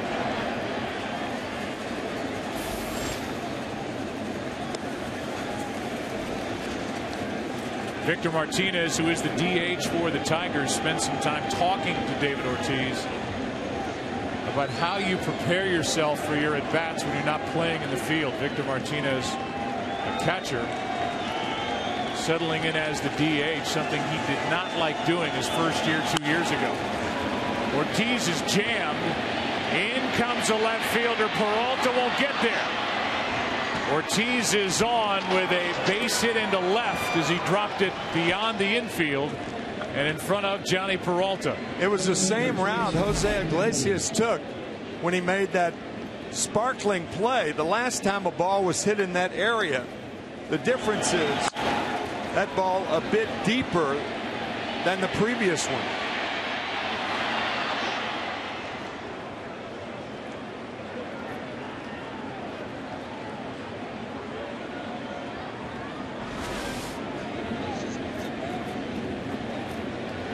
Here's Napoli. He started the scoring in the 2nd with a home run. Count in his favor, straightaway center. Doubled his next time up. Here's the home run. A no-doubter into center. Pasted. You said 470. We've got it at 445. Okay. And rides inside. 1 ball, 1 strike on Napoli. Either way, it was long. It was pasted. Ties him up. Those two fastballs, the one from Verlander and the one from Sanchez, about in the same spot, little above the waist. And going to the long pants tonight, like he did when he hit the home run off Verlander his third time up. No red.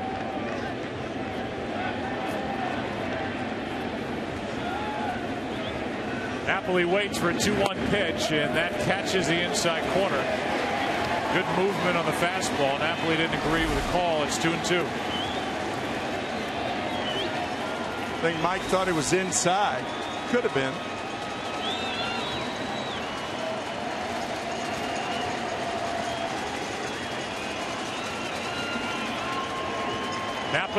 Napoli looking for his third hit of the night. He steps out.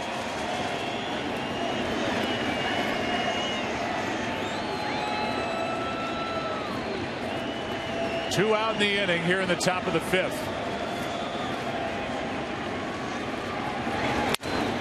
Into center field. That ball's dropping for the third hit of the night for Mike Napoli. Back-to-back floating singles off the bats of Ortiz and Napoli to bring Gomes to the plate. If you're Anibal Sanchez on this frustrating night, his fifth inning continues on two balls that weren't hit well, just hit in the right spots.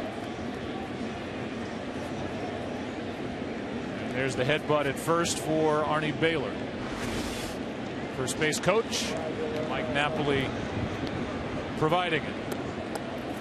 And here's Gomes. Talking to John Farrell before the game, he told us about Gomes, the same thing he said prior to game 3, but gave a little more with regard to Gomes getting the start and Daniel Nava starting the game on the bench. Gomes grounds to Iglesias to end the inning, but he'll tell you, Farrell will, the Red Sox have a different look and feel when Gomes is in the lineup. Well, halfway through game 5, they lead the Tigers 4-0.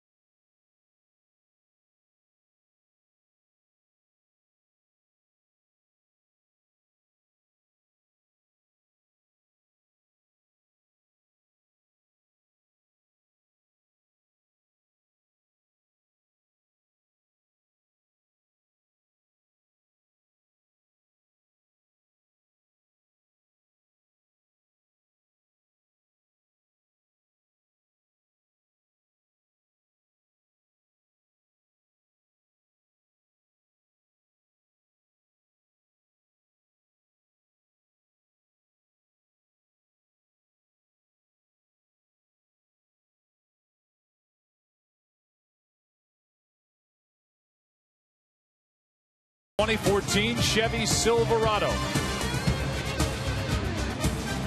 Along with our producer Pete Macheska, our director Bill Webb, Jonathan Evans, technical director.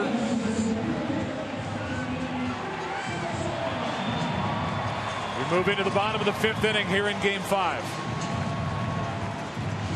Aaron Stoikov doing his great work in the truck. We will be your home for the rest of the ALCS and the upcoming World Series, which will start in the American League City, either here in Detroit or in Boston. Strike one from Lester to Austin Jackson. Jordan Harrison does the graphics. Ryan Biederman, Victor Gonzalez putting those great tape pieces together. How about Austin Jackson? He may never hit in any other spot but 8th. He's been on base 6 straight times, and he starts the 5th inning with a base hit into center. Here is Jose Iglesias. Here's his play in the 3rd inning, and how far he went to take a hit away from Ortiz. How far did he go? Pythagoras would like that graphic. 133 feet. That's your theory, huh? And I mean, he hands just the way he has a bounce to him that's different than most guys we see out on the field. Even at that position, he just looks like he gets to balls quicker and gets rid of them quicker. Cirque du Soleil, telling you. Here's a pitch upstairs, ball 1 to Jose, who struck out his first time.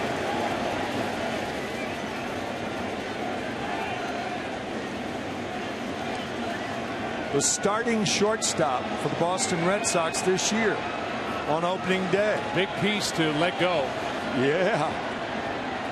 Jake Peavy was the target. Ben Sherrington. Peavy lost in Game 4 here last night. And the Tigers had to make the deal because they were staring at a suspension for Johnny Peralta coming up. His involvement with biogenesis and that list and his 50-game suspension. So Dave Dombrowski was proactive, got Iglesias. He should have him for a while. Here's a 1-1 pitch, a bunt. Lester bobbles and got the out, flipping it out of his glove. Iglesias going to argue the play, but I think he was out. Now Rafael Belliard out to protect his shortstop, and now here comes Jim Leyland. Leland's going to argue. I saw the same thing you did. It looked like Lester just, after bobbling it, flipped it out of his glove to Napoli for the out. Well, what a play by Lester recovering. You know, as any baseball fan knows, as Iglesias is trying to push the ball by Lester. That pitch was a high fastball.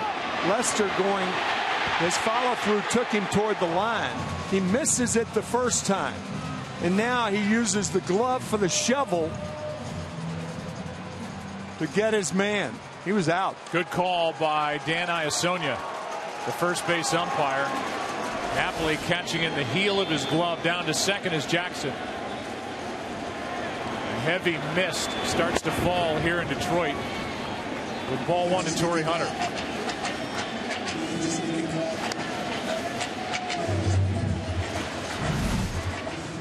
One more time. Look how far inside the line Iglesias is.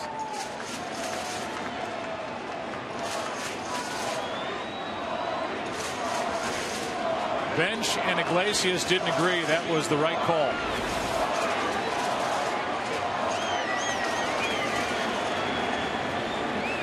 Jackson at second, 1 out. And a 1-1 count on Torrey Hunter, who's flied to right, grounded out to third. 10 o'clock straight up here in Detroit. 50-degree night. Wind blowing, rain falling. That's us. Game 5 of this ALCS. Series tied at 2 games apiece. Red Sox leading here tonight before the series goes back to Fenway on Saturday. Strike 2. Rain has been off and on all day. Nothing heavy yet. And the forecast is for this to continue, but nothing heavy coming our way. As Phil Pope, the left-hander, starts to get loose as we play in the bottom of the 5th.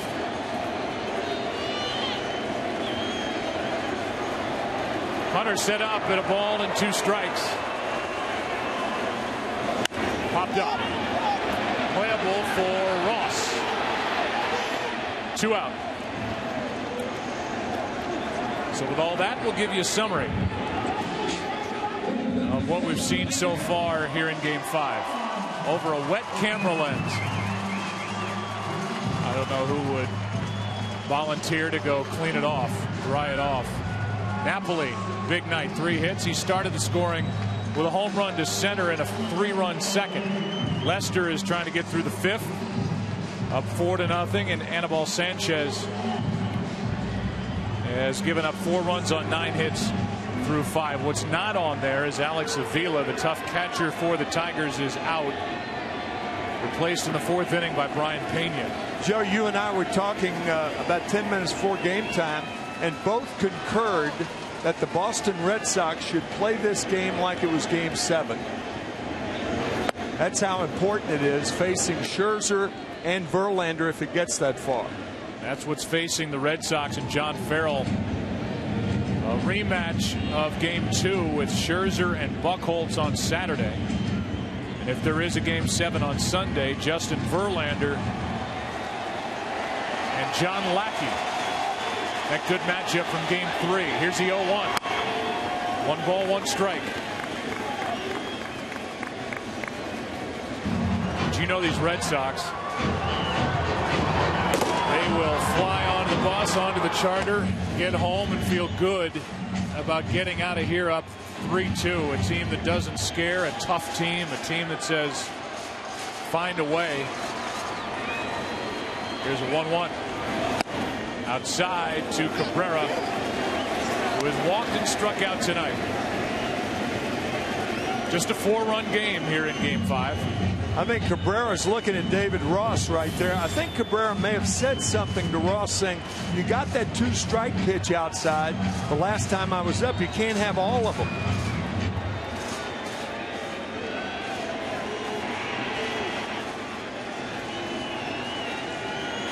Two and 1 to count. Strike 2.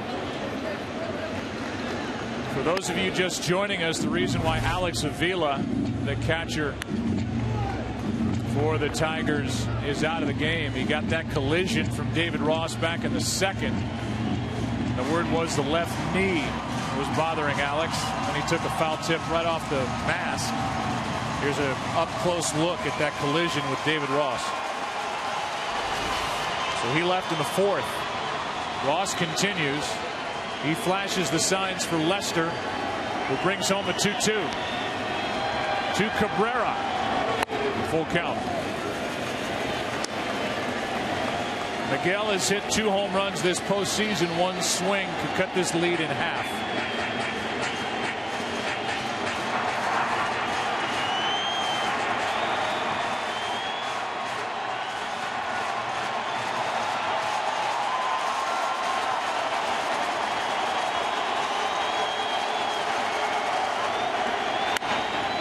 Had him off balance, and Cabrera spoiled the pitch.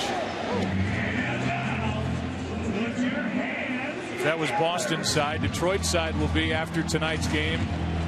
Win or lose, we've got Max Scherzer, a 21-game winner, going in Game 6. And if there's a Game 7, Justin Verlander, who's been almost untouchable this postseason, would get the ball.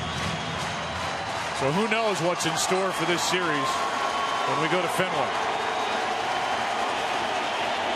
Another 3-2 pitch to Cabrera. That is a shot into left center field. Ellsbury won't get there, and the Tigers are on the board. It's 4-1.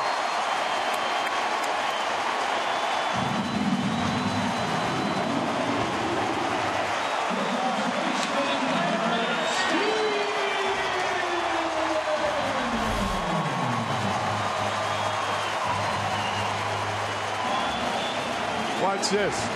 Good pitch. That was the curveball that he fouled off. And Lester comes back with the fastball. That was not a good pitch. Hammered to left center field. Cabrera did that 137 times during the regular season. Drove in a run, and he drives in Detroit's first run tonight. And now this crowd is thirsty for something out of Prince Fielder. Instead, he grounds one to Pedroia. Fielder's struggles continue. Still no RBIs this postseason for Prince. Tigers on the board 4-1 after 5 in Game 5.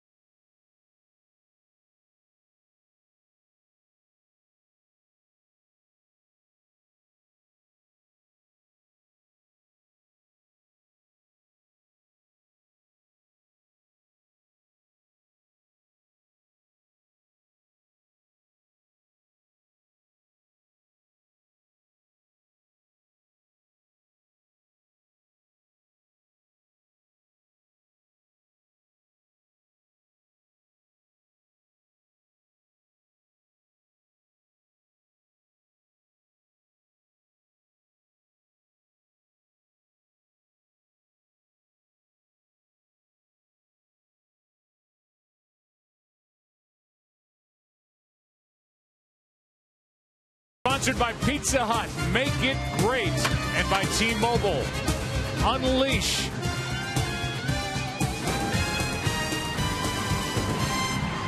Anibal Sanchez will try and get through the 6th inning. It's a 4-1 game now after the RBI by Miguel Cabrera.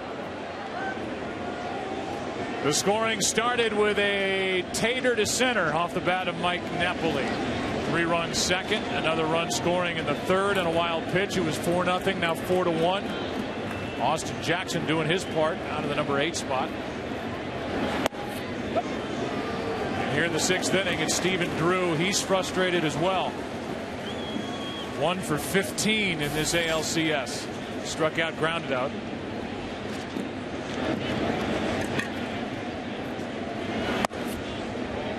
Takes a ball after strike 1.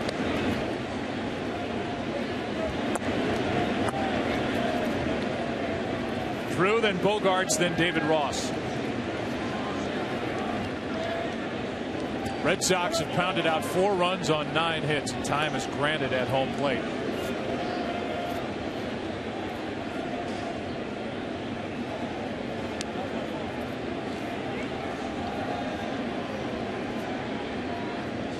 Rick Porcello, Phil Cope getting loose as Drew is in the hole 1 and 2.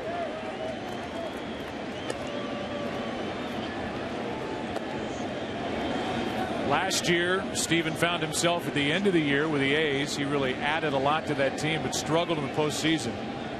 Came in hitting less than 150 over the last 2 postseasons. And he's 0 for 3 here tonight. Strikeout number 4 for Sanchez. Tonight's Dodge Durango trivia question: who was the youngest American League position player to start a postseason game? The answer: Mickey Mantle. 19 years, 349 days old when he started Game 1 of the '51 World Series in right.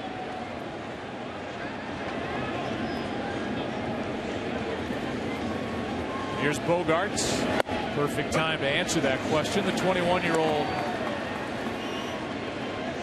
takes a breaking ball for a strike. He is 21 years, 17 days old.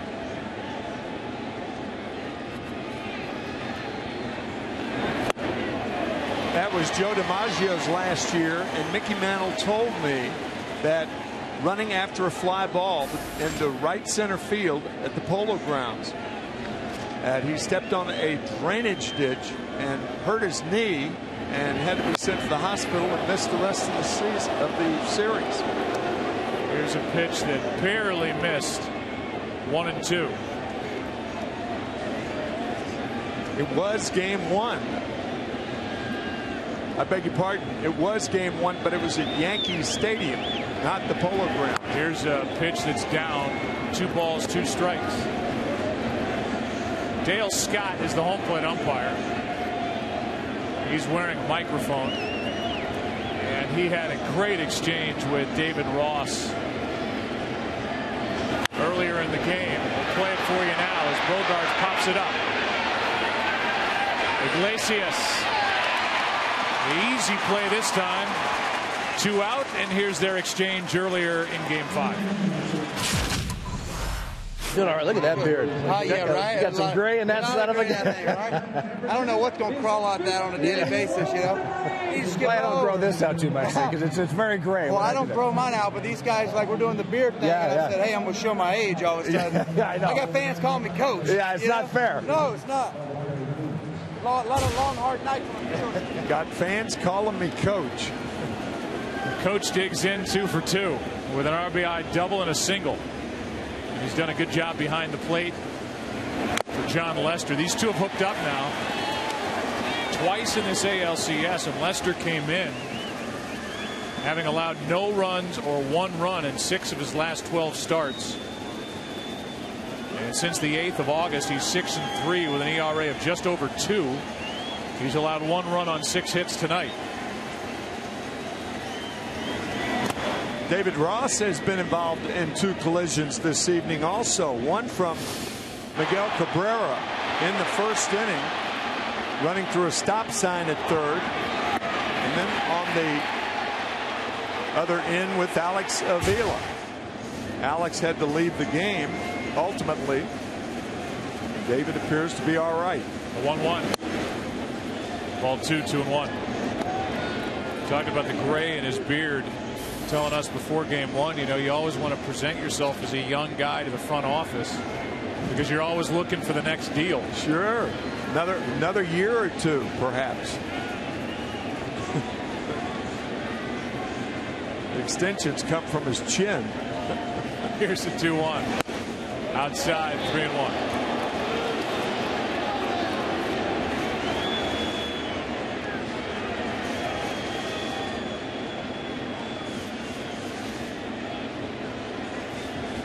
Bases empty, 2 out. In the bottom of the inning, it'll be Martinez, Peralta, and Infante. Full count.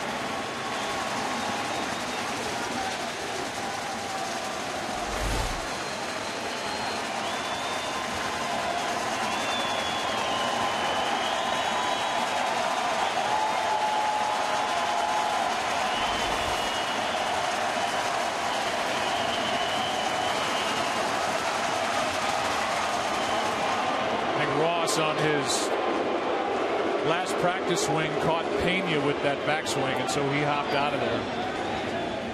Time called by Dale Scott. So a full count, 2 out, nobody on here in the 6th. Good rip by Ross.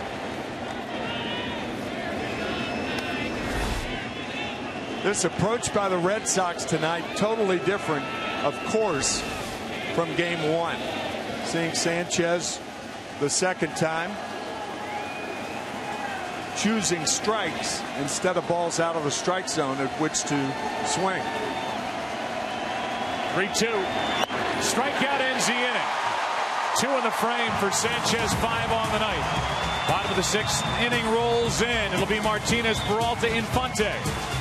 For the Tigers, down 3.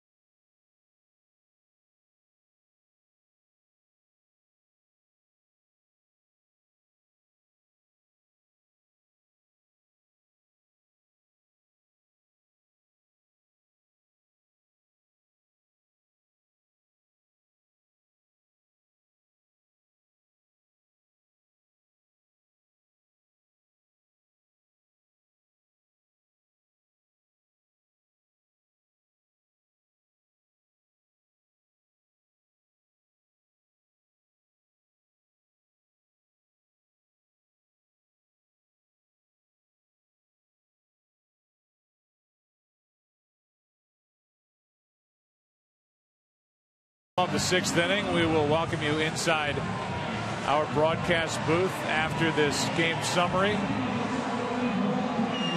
which includes this game 5. Anibal Sanchez so good in game 1. David Ortiz with his grand slam tying it in game 2.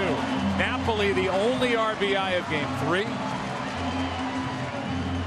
Tigers offense busted out last night, 7 runs. Napoli, another big game here in Detroit, 3 for 3 with a home run, double, and 2 runs scored. The series is tied 2 games apiece. Red Sox lead in game 5, 4-1. And Lester brings home ball 1 to Victor Martinez, who's 1 for 2. And once again, our scouting report on John Lester tonight. Try to have a repeat performance of game 1, and he gave up 1 earned run in 6 innings. He's given up 1 earned run tonight thus far. Here's the 1-0. 2-0. Lester got into trouble in the 4th with a leadoff hit by the guy at the plate now, Victor Martinez. Peralta flied out, but Infante walked. Fell behind in the count to Brian Pena, 3-0, but got him on a double play ball. RBI last inning for Miguel Cabrera put the Tigers on the board. They're down by 3. Now the count's 3-0 on Victor Martinez.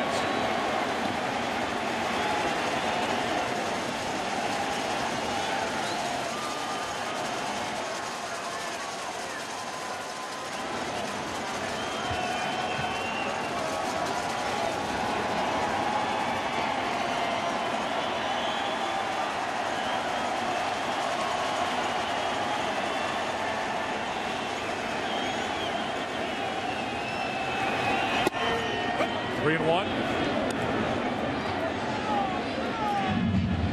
Victor during the regular season hit .301. 14 home runs. Hitting left-handed is his more powerful side. But he's just trying to get on base any way he can to start this sixth.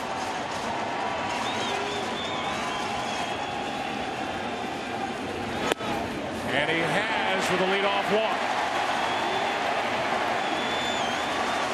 And so now a welcome inside our broadcast booth. I'm Joe Buck. That is Tim McCarver. And so far, the Red Sox are getting what they need at the plate against Sanchez and getting what they need on the mound from John Lester. There's concern, though. He's walked 2 and a 3-0 count on another hitter in the 5th inning. So John Lester wobbling a little bit here. When you have a 3 or 4 run lead, managers do not like to see walks to lead off the inning. Not that they ever do, but particularly when one swing of the bat can inch the Tigers closer.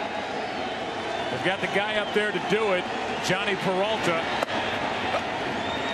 who is 1 for 2 and who has 6 home runs during the LCS round in his postseason career.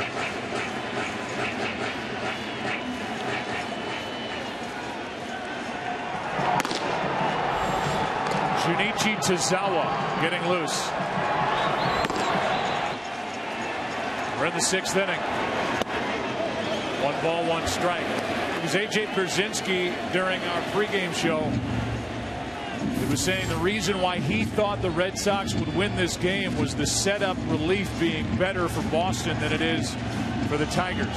Yeah, there is no question about that. It's Tozawa getting loose here in the 6th inning. Here comes a 1-1. Peralta, strike 2. Well, another example of John Farrell playing this game like it's a game 7. Normally Tozawa comes in the 8th inning, and we're only in the 6th.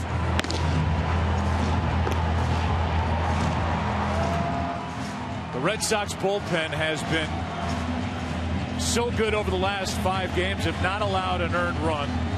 Opponents hitting under 180 against the bullpen for John Farrell. 17 strikeouts over 16 and 2/3 innings. 1-2 the count. Breaking ball strikes out Peralta. 1 away.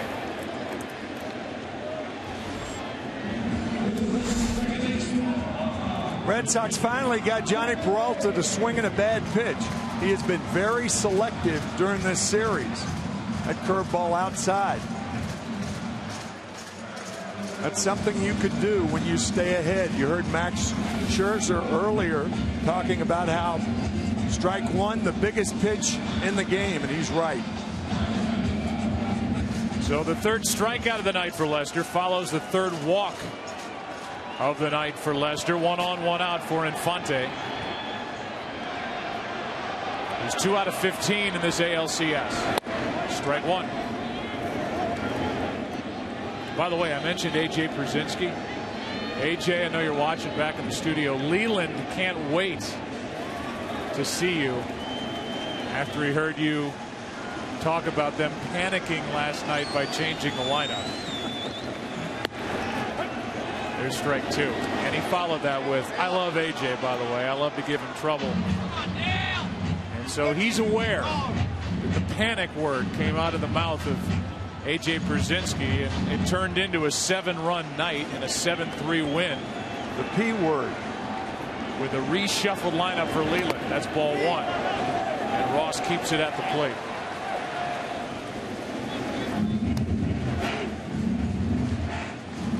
A.J. will be with us in the World Series on the pregame show. Are you trying to say that if ex-players express an opinion that they could get in trouble with managers? Really? Here's a 1-2 pitch from Lester. Runner at first, 1 out. Skips in, ball 2. Not that A.J. is an ex-player, by the way.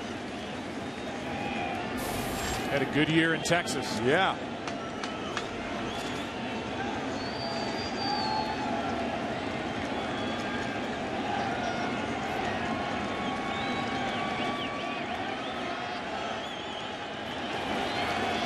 2-2, the count on Infante. And that's in on the hands. The foul tip caught Infante down low. Where to get him? Looked like the left calf.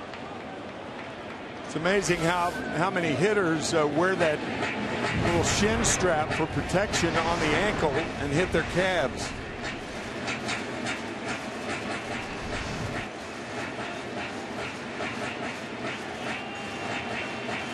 So Infante gets back toward the batter's box, not in there yet.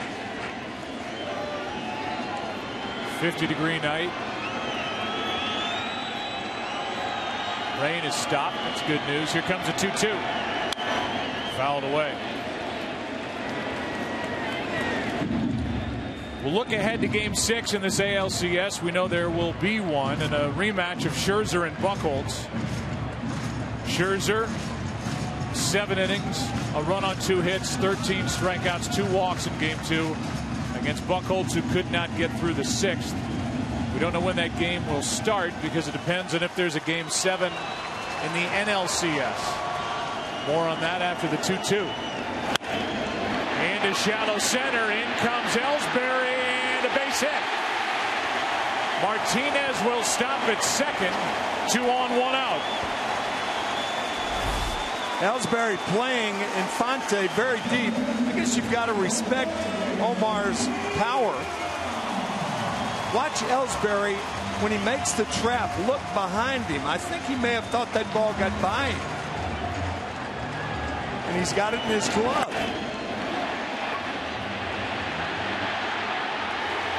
He turns around, looks behind him, realizes it's in his glove. And that flare hit to center is the end of the night for John Lester. John Farrell takes the ball away from the left-hander Lester. He exits as we play here in the 6th inning in Detroit.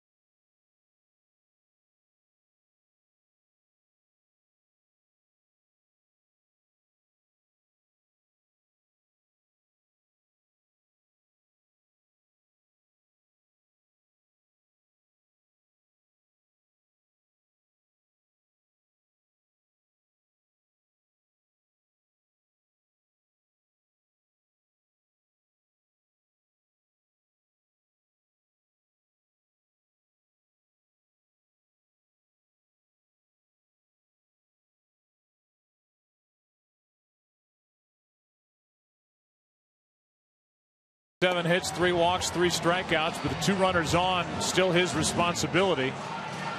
Although Junichi Tozawa, I'm sure, doesn't feel that way. They're his responsibility. as he takes over here in the 6th inning. Interesting with the switch hitting Pena coming up.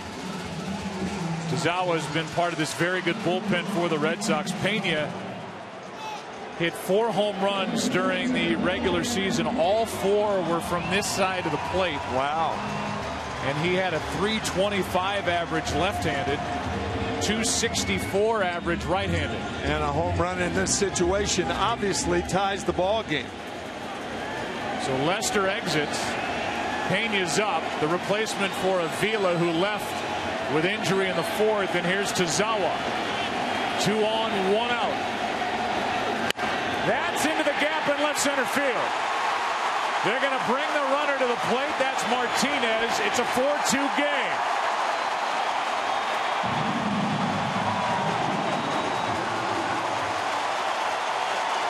It looked like Brian Pena was looking for that ball away. He got it, didn't try to do too much with it.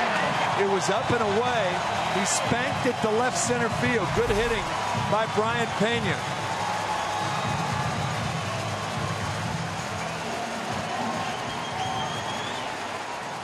Tazawa, who came on to eventually get a huge strikeout in Game 3 of Miguel Cabrera, throws 1 pitch and is greeted by the replacement, Brian Pena, with an RBI base hit into left center. And now Austin Jackson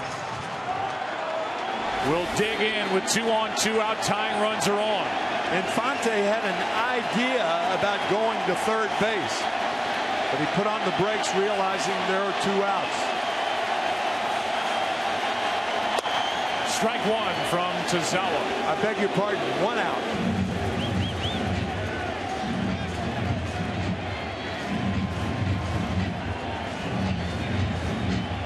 Austin Jackson on base all 4 times last night. His first 2 times with 2 hits today.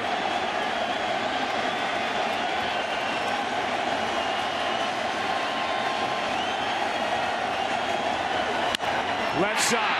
Going to be tough to turn. Bogart's out. Pedroia. They got them both. A double play. Bogarts to Pedroia, and the tough second baseman for the Red Sox hangs in to turn the 5-4-3 double play. He jumps over Pena. And that ends the inning. 4-2 game after 6. Back after this from your local Fox station.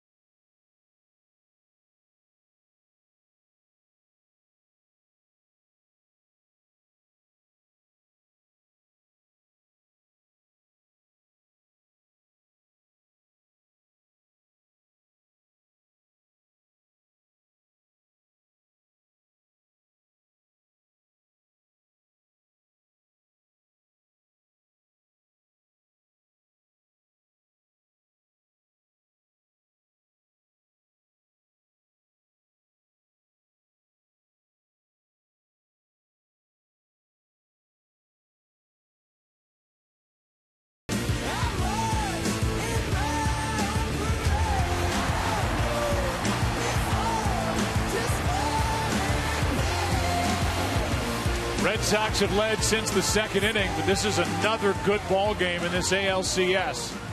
Just a 2-run affair now, 4-2 into the 7th inning, and for Boston, top of the order against the first guy out of the pen for Detroit, Phil Koch. Third appearance of this LCS. He's pitched in 3 straight. Prior to game 3, had not appeared since September 18th because of a bad pitching elbow. Worked his way back into shape. And Ellsbury greets him with a fly ball into center. Austin Jackson hardly had to move one out. We go back to the double play that ended the 6th. What a terrific play by Bogaerts, giving Pedroia the ball in time, and he threw it up where Pedroia could handle it. Pedroia getting up and over Pena, and grateful to Bogaerts when he leaves the field. Nice play, Xander. That's it for Koch. He gets the only man he faces, Victorino and Pedroia coming up. Jim Leland's dipping back into the bullpen. Here comes Jose Veras, the right-hander, as we play in the 7th.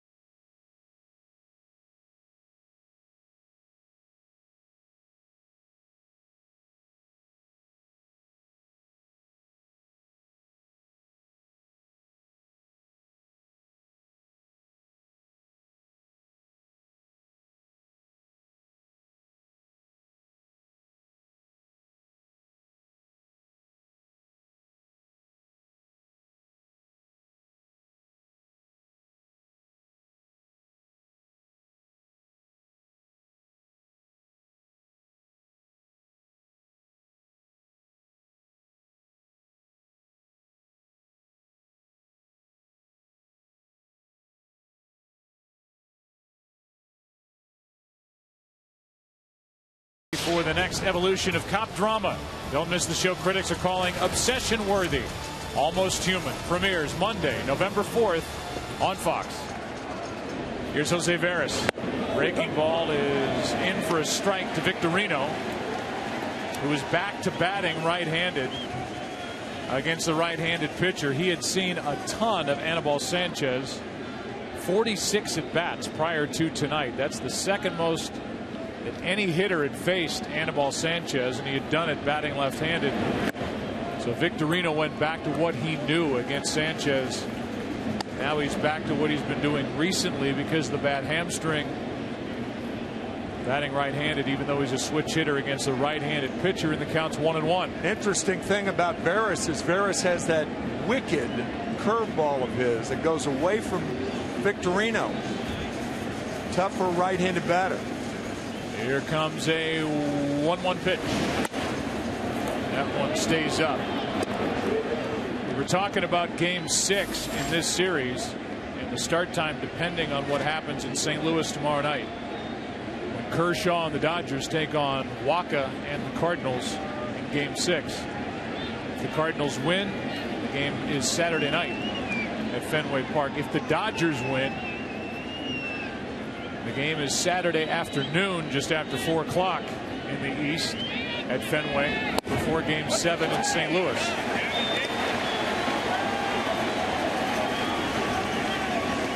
So Jim Leyland said we won't know until tomorrow night at about midnight whether our game on Saturday is a late afternoon game or a night game at Fenway. Yeah, the Tigers charter leaves at 1 o'clock one way or the other tomorrow afternoon. They will not work out at Fenway Park.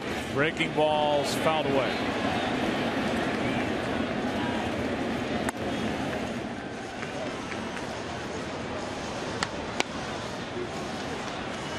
The Tigers in the bottom of this 7th will have Iglesias, then Hunter, then Cabrera.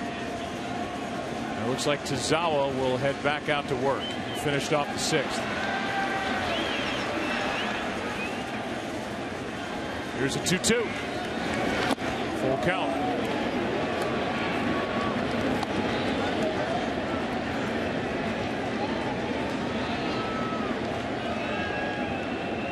On deck is Pedroia, then Ortiz. Ellsbury went after the first pitch, popped it into center.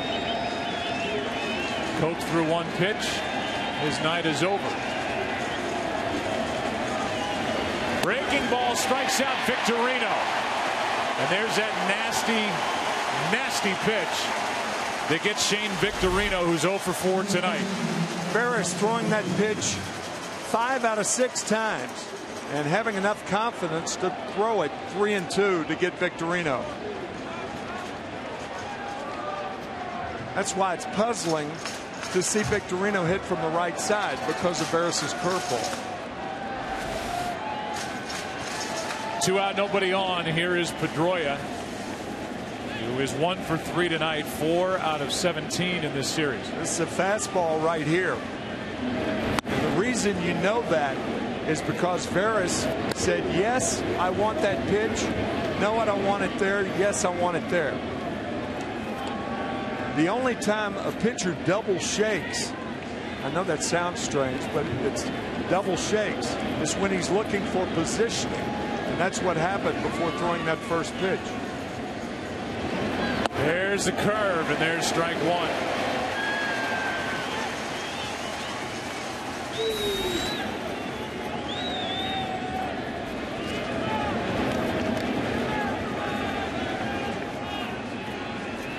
Pedroia steps out, gets back in. Fastball away.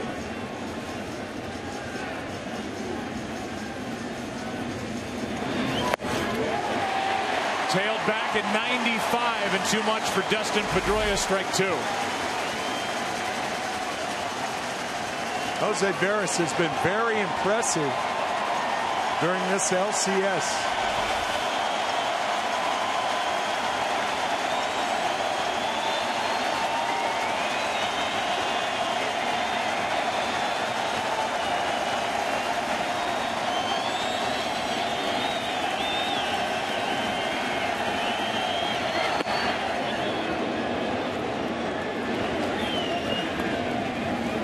Both starters out of there. Sanchez 6 innings, 4 runs, 3 of them earned, 9 hits, 5 strikeouts, no walks. Lester 5 1/3, 2 runs, 7 hits, 3 strikeouts, 3 walks.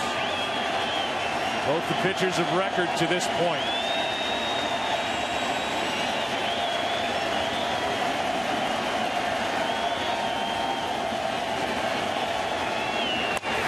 Chopped, tough play. Infante too late. And Omar Infante did everything he could. It's remarkable how infielders make these plays with their bare hands at will now. It used to be an unusual play. Not anymore as Pedroia legs out an infield hit.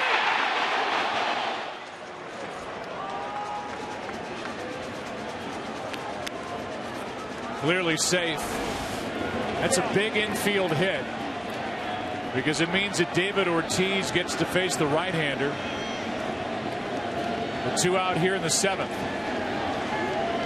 I prefer either a lefty or a guy like Benoit against Ortiz. Instead, it's Ferris who finds strike one. He wants to know on the pitch or the swing.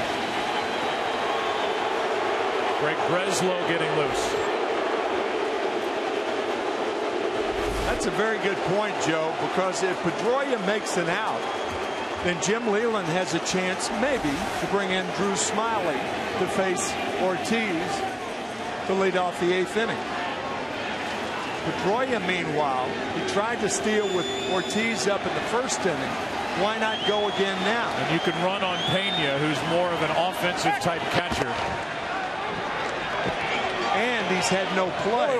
He hasn't had to throw the ball since coming in as a defensive catcher for Alex Avila. 2-run game here in the 7th.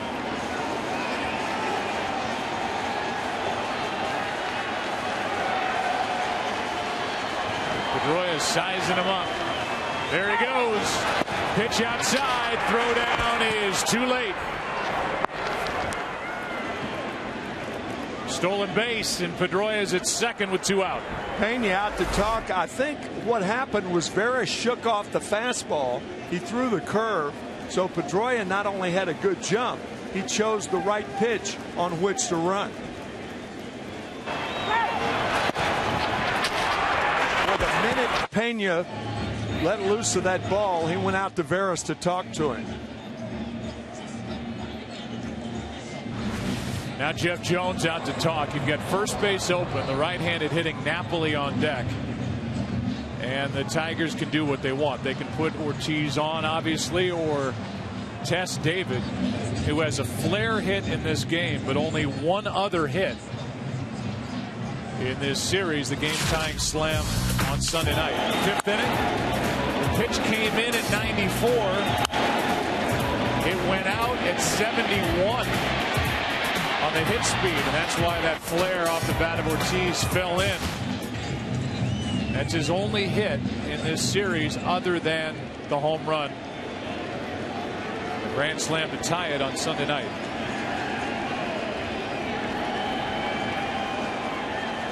Runner at second, 2 out.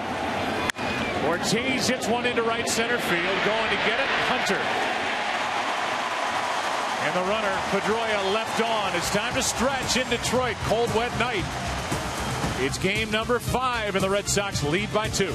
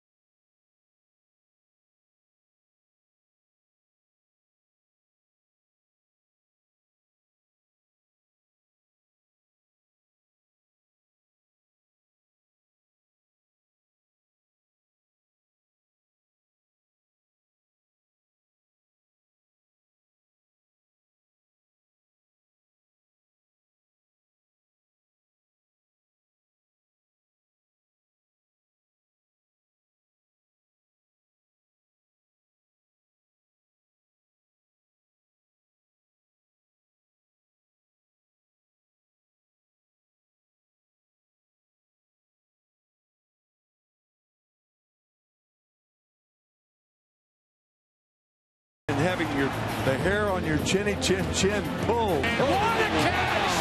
Unbelievable by Iglesias out of nowhere. A couple of the highlights from this game 5: the home run by Napoli, the catch by Iglesias. Tozawa back to the hill, and down we go to Ken Rosenthal. Joe, Jose Iglesias, a Cuban defector, another Cuban defector, a 26-year-old first baseman named Jose Abreu, finalizing terms on a 6-year, $68 million contract. The team he is expected to sign with is the Chicago White Sox. He would be the long-term replacement for Paul Konerko. This is the richest deal ever given a first-time player.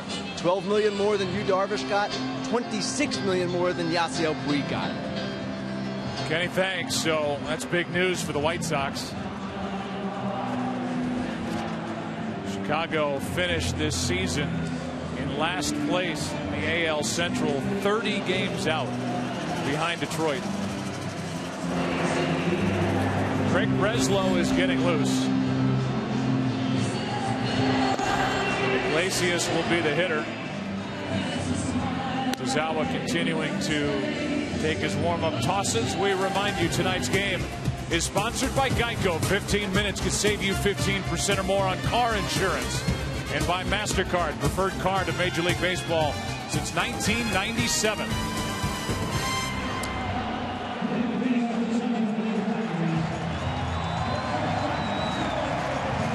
Talking to John Farrell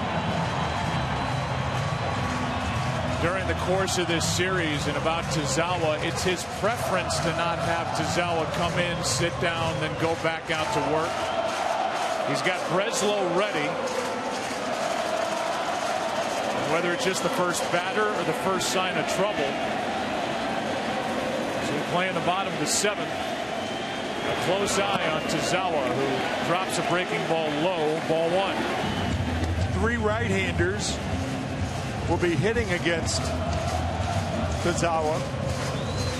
Iglesias, Hunter, and Cabrera, and then the left-hander will be Prince Fielder, and I assume that's why Breslow is warming in the Red Sox bullpen, even though he's very effective against right-handers.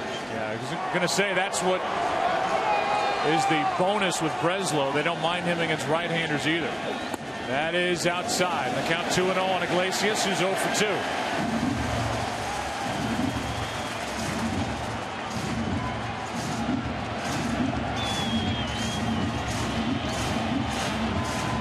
Jose has struck out, bounced back to the pitcher. That was against Lester.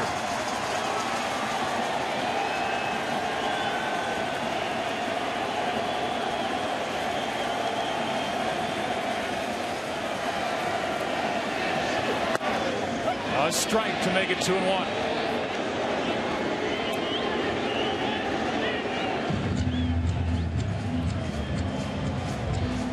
Torrey Hunter will follow, and then Miguel Cabrera. As Tim said, Fielder due up 4th in this inning if it gets that far. Now Xander Bogaerts goes in.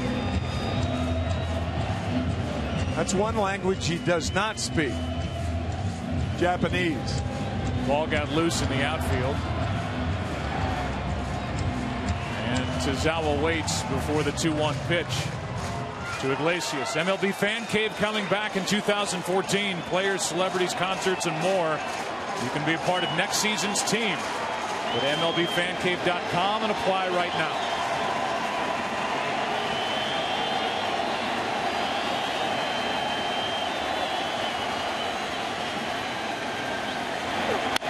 Two and 2.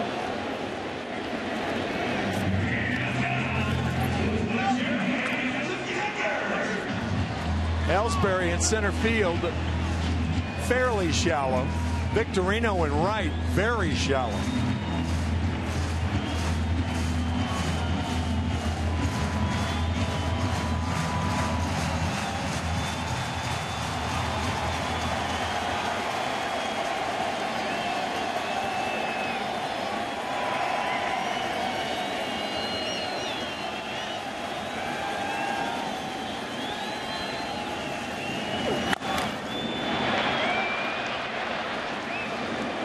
.88 mile per hour pitch from Tozawa, fouled back.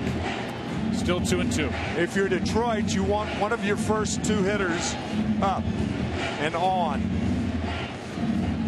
because of Cabrera. Obviously, you'd love to have both of them on for Cabrera, but you'll take one up with Cabrera at the plate.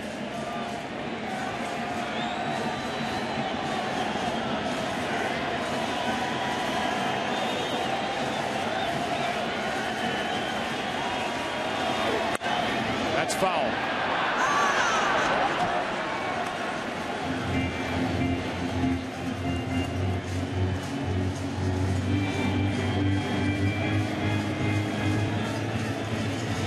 First 3 games of this LCS were 1-run games. Last night was 7-3. Tigers won it to even this series. It's a 2-run game here in the 7th inning tonight to see who has the advantage going back to Boston.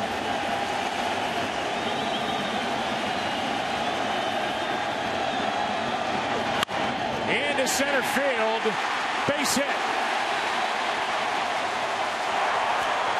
And Iglesias is on for the first time tonight.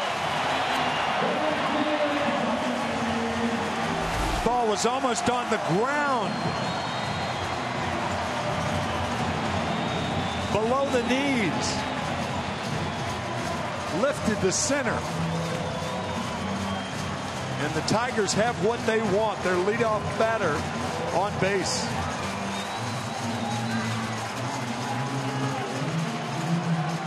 And the former Boston Red Sox infielder Iglesias on to start the inning. Now it's Torrey Hunter who's 0 for 3.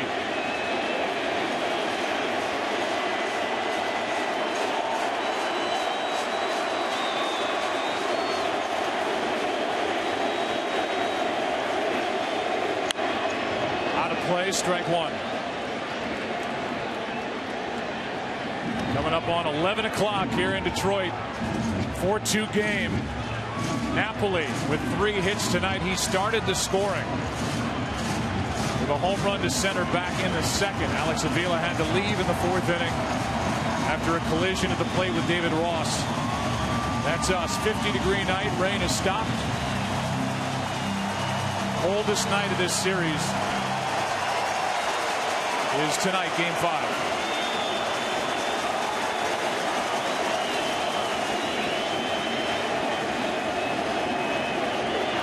Strike 2.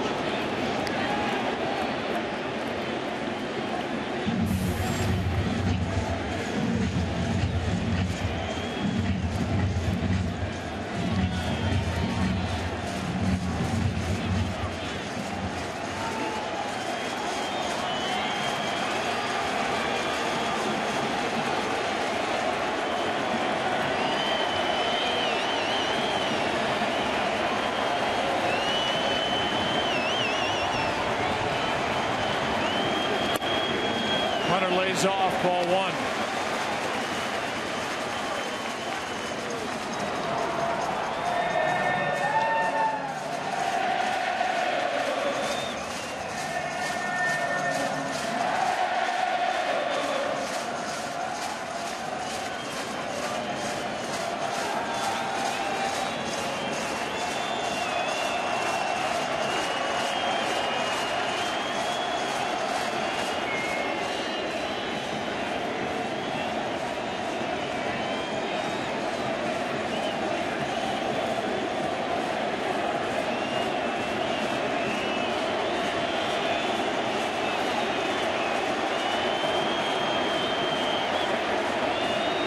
Here's a 1-2.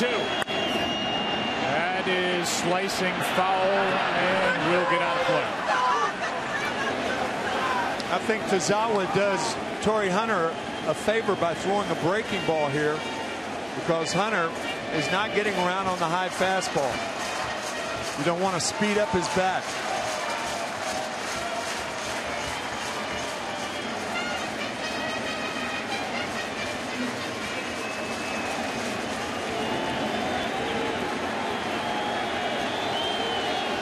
Good battle here between Torrey Hunter and Junichi Tazawa.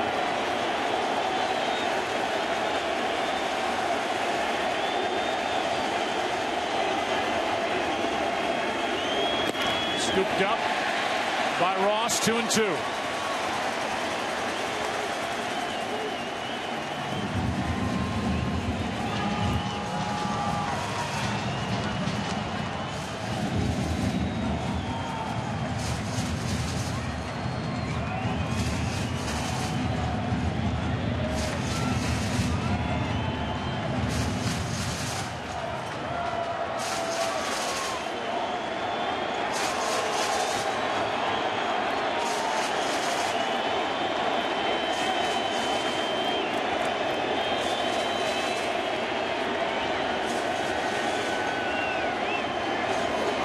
Line drive into right. Iglesias will turn and go to third. First and third, nobody out. Base hit Hunter.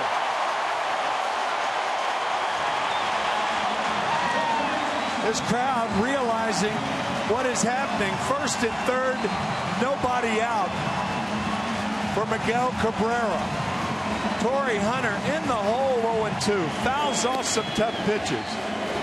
2-2 pitch hammered to right field. Iglesias to third.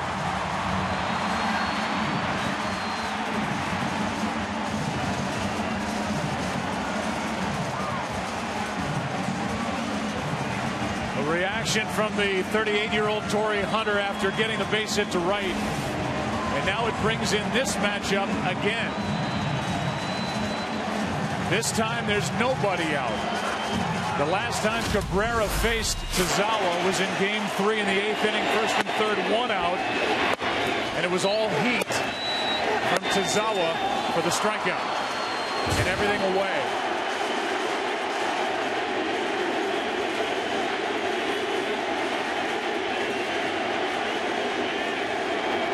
Back out there for ball 1.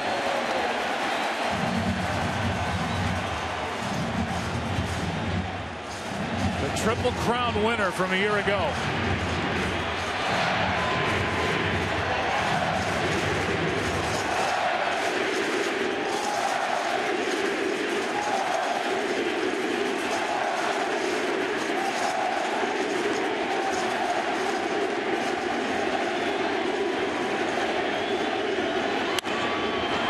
To the second baseman, Pedroia will step, get the double play, a run scores, and it's a one-run game. With a chant of MVP, Junichi Tazawa gets Cabrera on the 4-3 double play ball, no RBI, and that's it for Tazawa. And the Red Sox, under the circumstances, could not have gotten anything more than they had wished for. The double play ball hit by Cabrera. Now the bases are empty, 2 out in the inning. Red Sox clinging to a 1-run lead in the 7th. Prince Fielder coming up.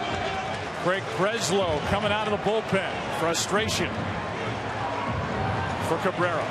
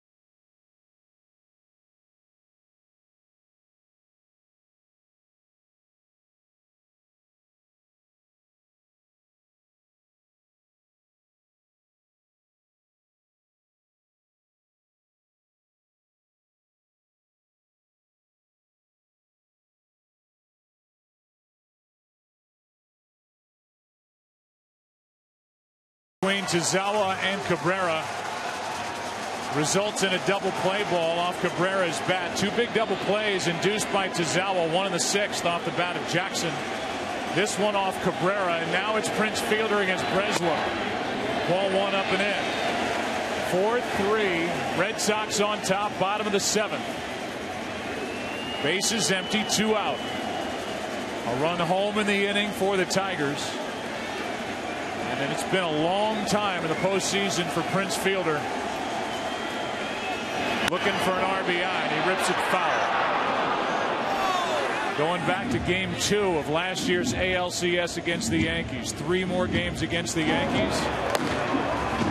Forget home runs, no RBIs. Same in 4 games against the Giants in the World Series. 5 games this year in the division series against the A's in the first 4 games of this ALCS.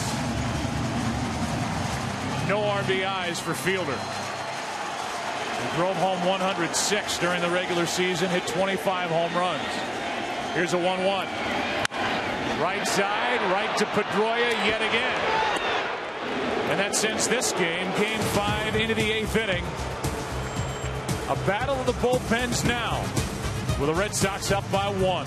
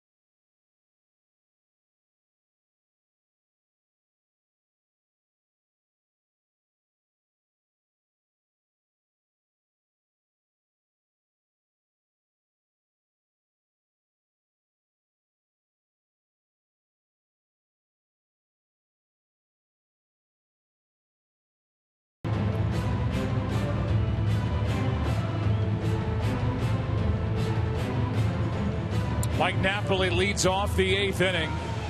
He's hit a home run. He's hit a double. He's hit a single. He's a triple shy of the cycle. This is a ballpark that's conducive to triples as a breaking ball stays inside from Veras. In 1,397 postseason games, no player has ever hit for the cycle. Mike Napoli has 8 career triples, 2 this year. His last one coming on July 12th. First up in the 8th. Red Sox leading by 1. The big hook is in for a strike. Napoli doesn't agree. And it's 1 ball, 1 strike. You can see why I didn't like it. Napoli, then Gomes, then Drew.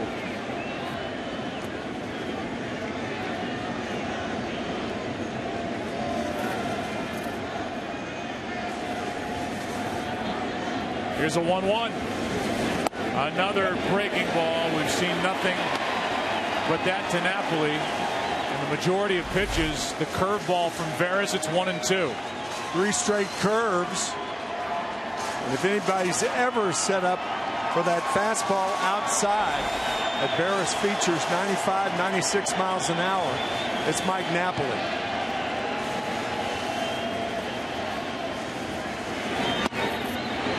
Just couldn't catch the corner. 2-2. Now he'll probably go back to the curveball as the fastball misses.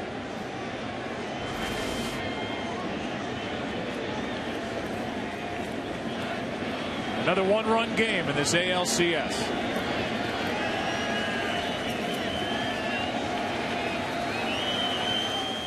The 2-2. Strikeout starts the inning. Napoli retired for the first time tonight. Second strikeout for Veras, and after 3 straight curveballs, he gets Napoli with the fastball. Pretty good sequence by Veras and Pena then.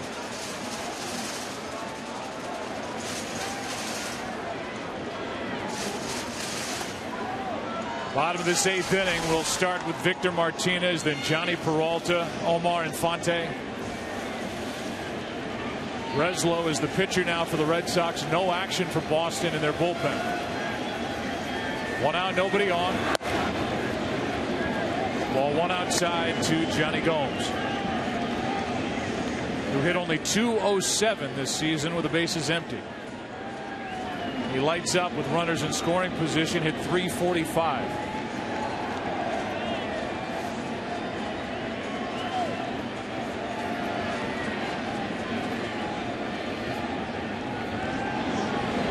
Good curveball, strike 1. He's got a good curveball that he can throw for strikes on a consistent basis. That is a tough curve.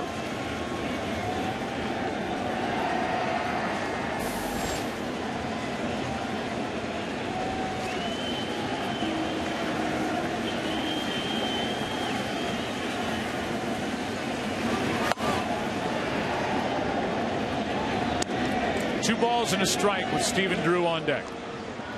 Gomes hit 13 home runs in part-time duty with the Red Sox this year. He has not gone deep this postseason.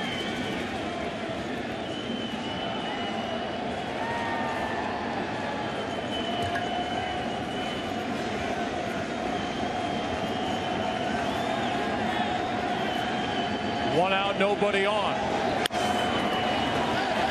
That's behind the plate, out of play.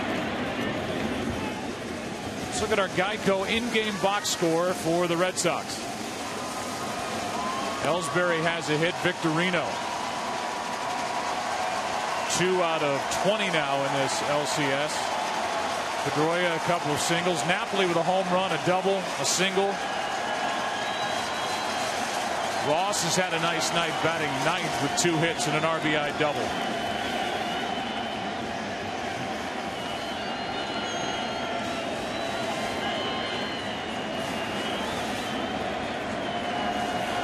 Here's a 2-2. Left side for Iglesias. 2 out. Coverage continues tomorrow night. Postseason action at 8 Eastern on TBS. With the crucial Game 6 of the NLCS. Dodgers trying to force a Game 7. Behind Clayton Kershaw taking on the rookie Michael Wacha. Then on Saturday of this series, Game 6. Back in Boston, Tigers, Red Sox. The winner of tonight's game will have a chance to head to the World Series. Coverage of ALCS Game 6 on Saturday, either 4 Eastern or 7:30 Eastern if there's no Game 7 in the National League. Up and away for ball one to Stephen Drew with 2 out, nobody on. Joe, the difference in this 4-3 game is the wild pitch, the 2-out wild pitch on which Mike Napoli scored back in the 4th inning. Make that the 3rd inning. Single runs in the 5th, 6th, and 7th for the Tigers. Drew takes a strike.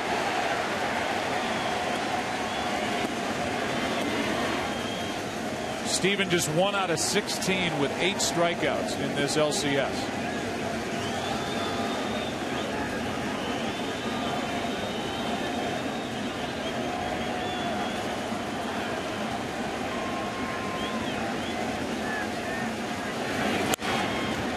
That is back behind short, long run, and caught by Iglesias.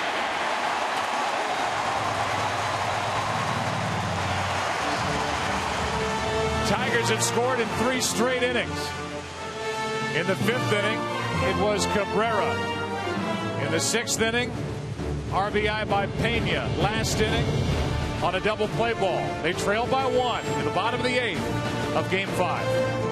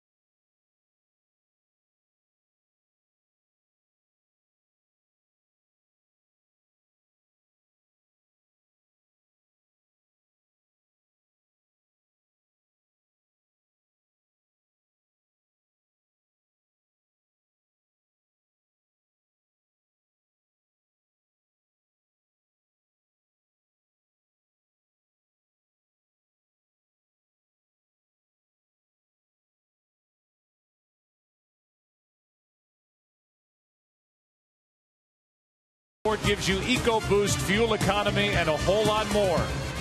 And by Taco Bell, sometimes you gotta live Moss. There's Kid Rock right in the middle. Chris Chelios, as we look at those two to our left, his right. Chelly played long time with the Blackhawks and the Detroit Red Wings. O'Hara's getting loose. Bottom of the 8th inning, Breslow back to the hill. Victor Martinez first up.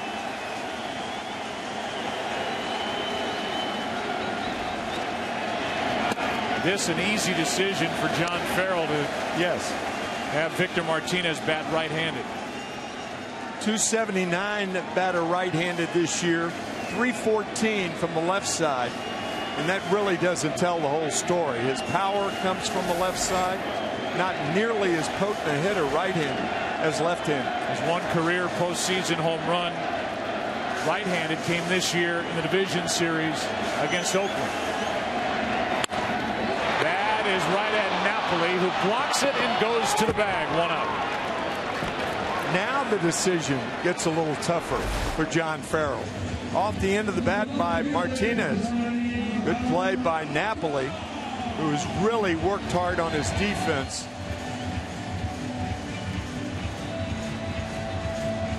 That's something you could do on the right side of the infield, because you don't have to make a throw unless it's a short throw, and this is the right decision John Farrell's going to make. And getting back to that point, Joe, about playing this like it were Game 7, that's what Farrell's doing. O'Hara's going to come in. This season, including the postseason, he has had 1 5-out save. That's what he'll be aiming for here tonight. He's been lights out. Comes on in the 8th. Peralta coming up in a 1-run game.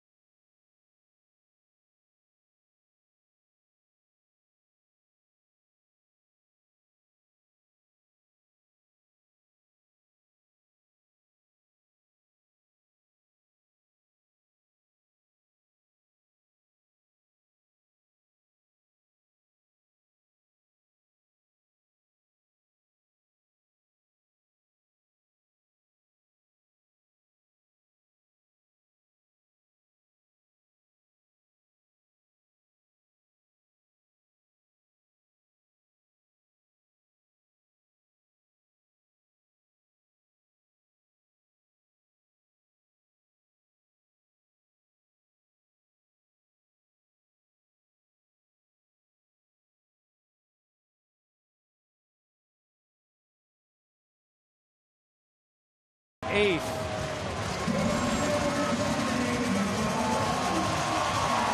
He throws usually nothing but strikes, Tim, and it's that efficiency that allows him to be in line for saves that last for more than 3 outs. That's exactly right, because he doesn't waste pitches. He doesn't know really what that means, to waste a pitch.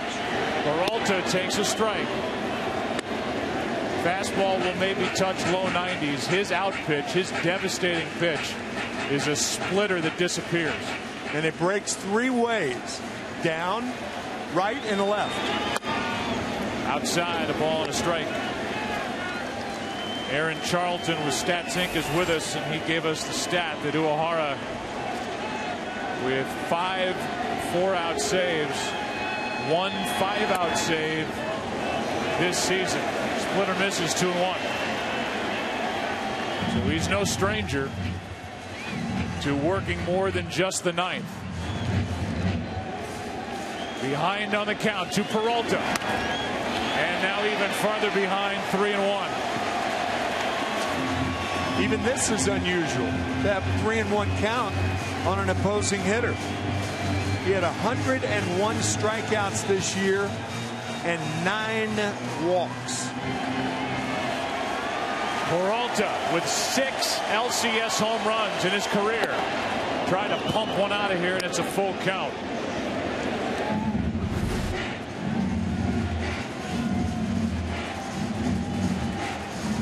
That was an I'm going to tie the game swing from Johnny Peralta.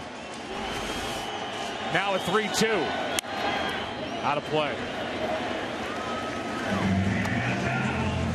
Peralta's home run this postseason was a game-tying 3-run shot. Game 4 of the division series here in Detroit against the A's. Maybe the biggest hit for the Tigers in the postseason.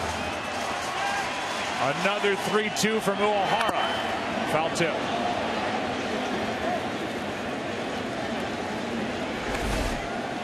The splitter stays up.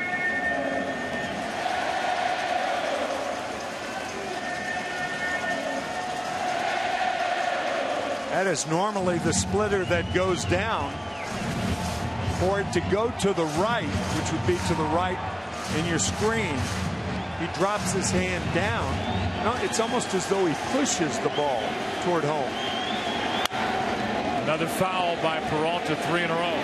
See, that's just an 89-mile-an-hour fastball, but it looks so much faster because hitters have to look for the much slower splitter.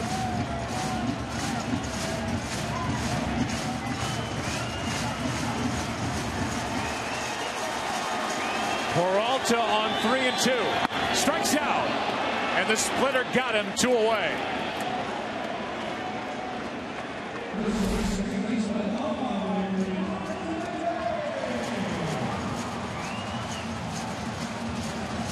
We talk so often, Tim, about a hitter. We've said it about Cabrera, who doesn't care at all about hitting with 2 strikes.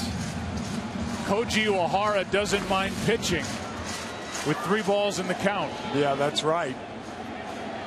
Full count, forget about it. Here's a shot into the corner, but hooked foul off the bat of Infante. Now pay attention, if you would, folks, to this comment.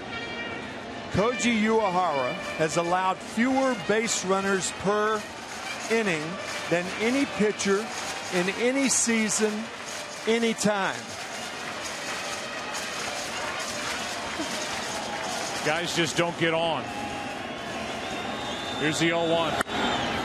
Foul out of play right side. I mean, that's comparing him to guys like Dennis Eckersley when he was just absolutely unbeatable. Would walk 3 a year.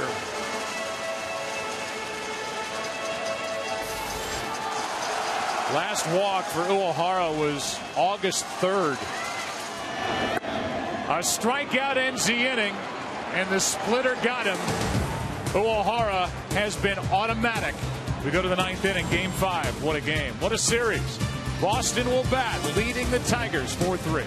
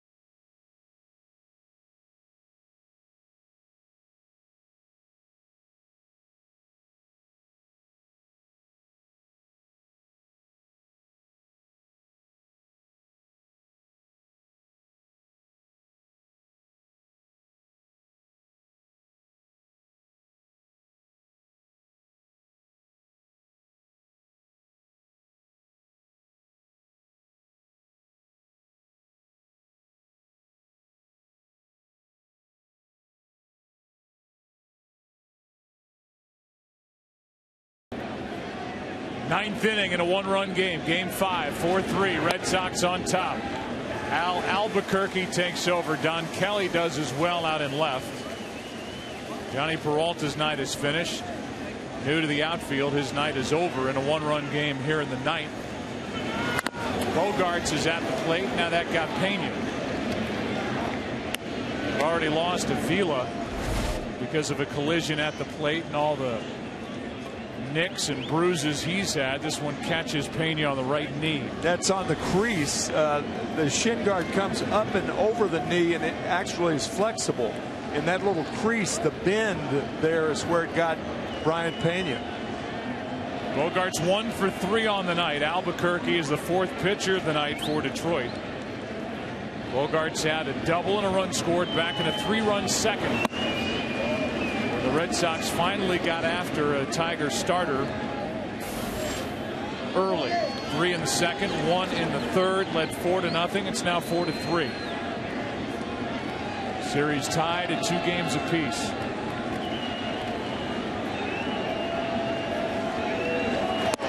A check swing. He didn't go. Pena was ready to fire it around the horn, but no swing, says Dan Iasonia. I think Xander Bogaerts was ready to go back to the Red Sox bench. I think the Red Sox got a break with that call. See if Bogarts does anything with new life. The 21-year-old waiting. Now a full count.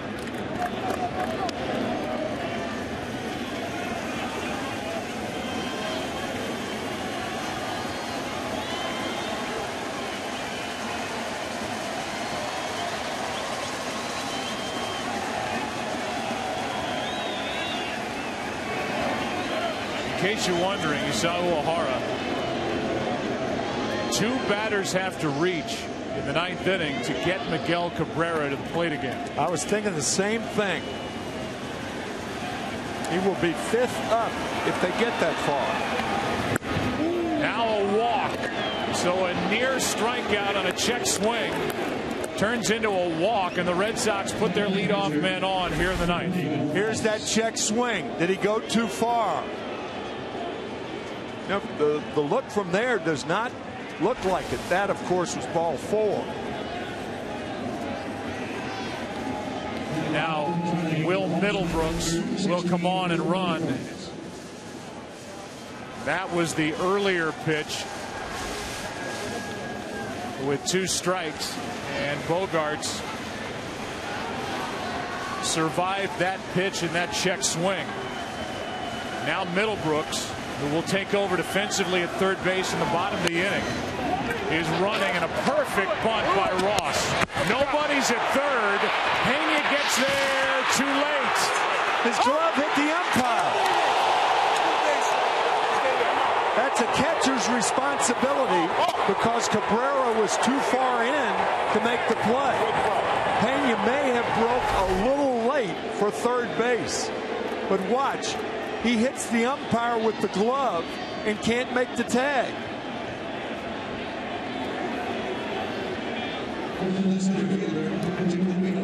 Good base running by Middlebrooks. Excellent. And he's standing on third base now with 1 out.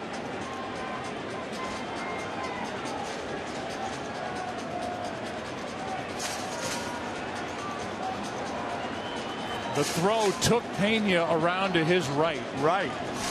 And that's when he made contact with Rod Drake, the third base umpire. Now a walk will come to Ellsbury. That's a big run sitting over there for Boston in a 1-run game in the 9th. Ellsbury will get the pass with Victorino coming up. I'll tell you what made that play so startling. Middlebrooks wasn't warmed up. He came in as a pinch runner, and the first ball was bunted by Ross, and Middlebrooks, instead of stopping at second, had the wherewithal to go to third base and take a chance with a 1-run lead. Excellent base running. Excellent. You're right. Pena was a little late breaking toward third base. Yep. He looked up Middlebrooks. Nobody's there at the moment. By the time Pena recovered, it was too late. Now the walk to Ellsbury puts first and third 1 out. for Shane Victorino. And it puts the squeeze as a very big possibility. Shane Victorino is probably the best bunter on the Red Sox ball club. Batting right-handed against a guy who throws sliders off the plate away. Tough to hit. Why not bunt? It's at least an option for John Farrell. Again, Victorino, typically a switch hitter up until this year into the season. Now back batting right-handed, as he did in his previous at-bat in the 7th inning against Jose Veras. Hit left-handed over his first 3 at-bats against Sanchez. Infield is in. Here's a bunt that will drop foul. That was a safety squeeze because Middlebrooks at third didn't run right away. You have to make sure the ball's on the ground. See, Middlebrooks is not compelled to run. It's not a suicide squeeze, but a safety squeeze. Victorino got the ball in the air and fielder couldn't make the play. Victorino with 5 sacrifice bunts right-handed during the regular season.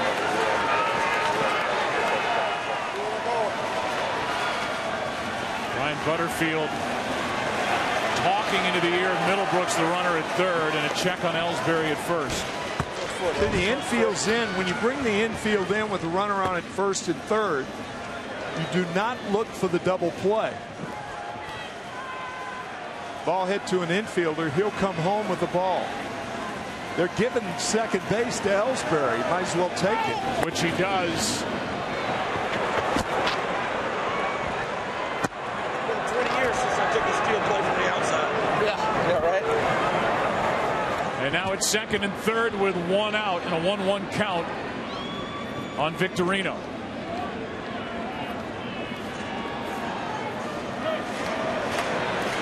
Now a base hit could mean 2. That's no small thing, taking a base when they're giving it to you. And they do give a stolen base to Ellsbury. That's his 2nd of this game and his 6th of the postseason.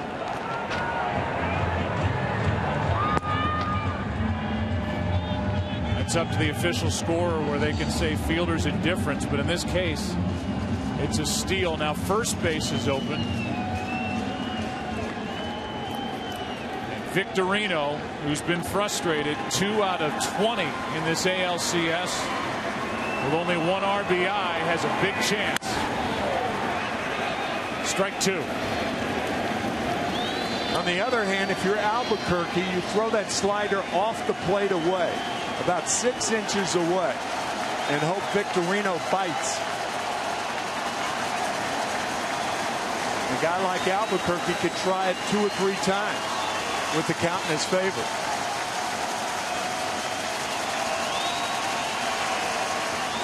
Red Sox up by a run, top of the 9th inning, 2nd and 3rd, 1 out. A pop-up, right side, out of play. That was a mistake Albuquerque got away with. He did not want that pitch that good with the count 1-2. A little surprised that he threw the fastball. I mean, here's a guy who lives and dies with the slider.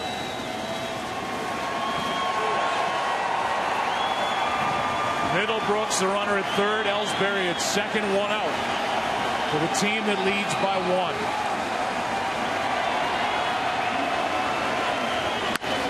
Victorino spoiled it. Good job to get the bat on that pitch.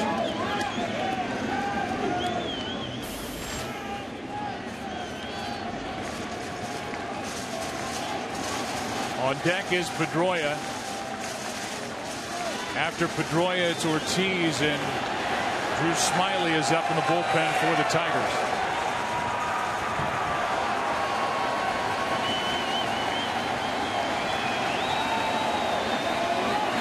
Victorino strikes out. And the runners remain at second and third now, 2 down. What a big strikeout for Al Albuquerque as Victorino chased that pitch in the dirt. Ball outside low. Nice play by Pena on the block. And to complete the play, tell you, when you're trying to go that far off the plate, it puts a lot of pressure on the catcher because you know the ball's going to be in the dirt. It was. Victorino went after it. Pena made the play, completed the play. Now it's Pedroia. Dustin, 2 hits in this game. Second and third, 2 out.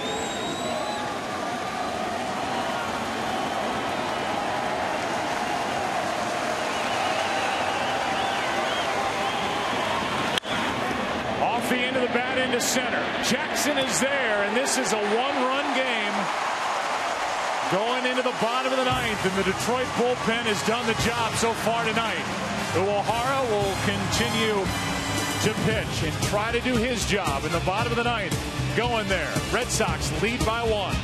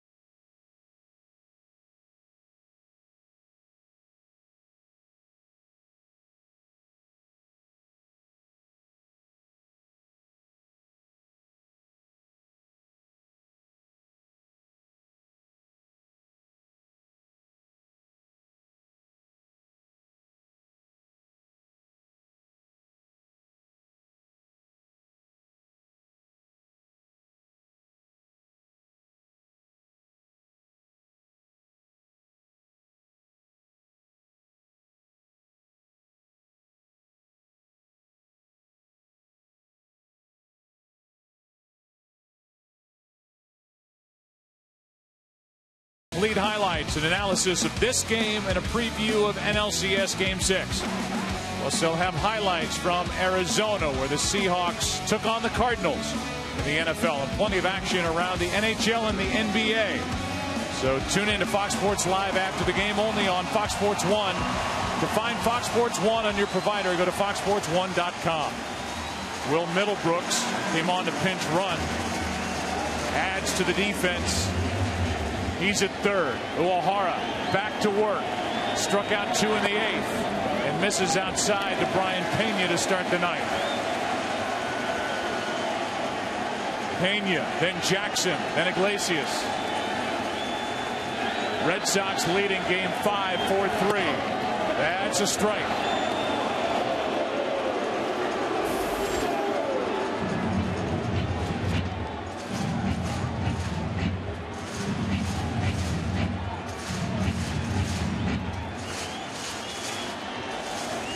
Here's a 1-1. Reaching for it, strike 2. If you're just joining us, bottom of the 9th inning of game 5. The series tied 2 games apiece. The Red Sox got what they needed out of their big left-hander, John Lester. He went 5 1/3, 2 runs on 7 hits. Red Sox led this game 4-0. Now it's 4-3. In the bottom of the 9th. And a pop-up into shallow left center.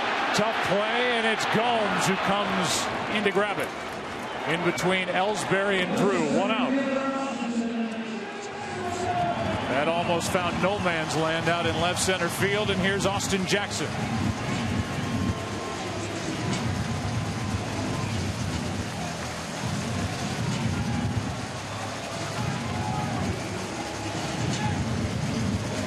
The bullpen and Junichi Tozawa got double play balls in the 6th, the 7th. Breslow retired both hitters he faced. And now a ball into Austin Jackson to start this at bat. Jacoby Ellsbury in center field telling Johnny Gomes in left to play straight away. Here's a fly ball into center. Easy for Ellsbury. 2 out. And the Tigers are down to their final out. And it's the former Boston Red Sox infielder Jose Iglesias walking in, trying to extend Game 5. And the fact that Iglesias does not have a lot of power means that the Boston outfield does not have to play him extra deep and play a no doubles defense. They can play him normally. Iglesias singled and scored his last time up. Uehara has retired all 4 batters he's faced. Trying to save it for Lester. Ball 1 inside. Just lead into that a little bit.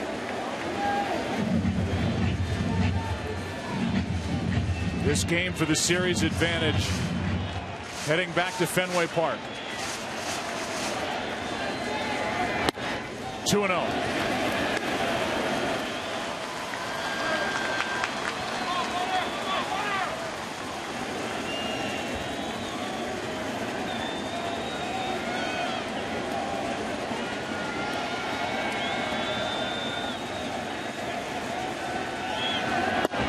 2-1.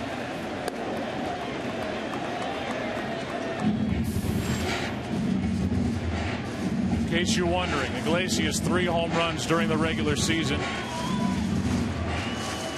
Cold night in Detroit. The 2-1 pitch. Off the hands, 2-2. The Tigers down to their final strike.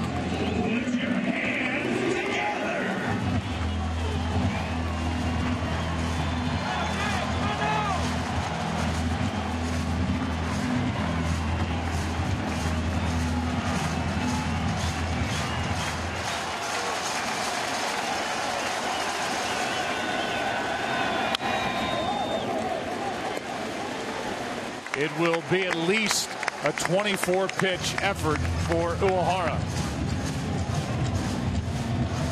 Sleep in November. Looking for the 5-out save.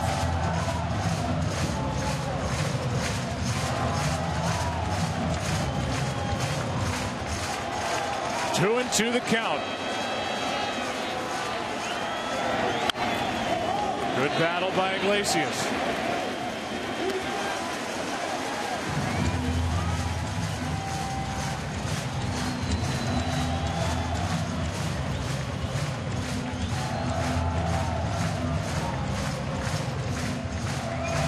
If Iglesias can reach, Torrey Hunter waits on deck.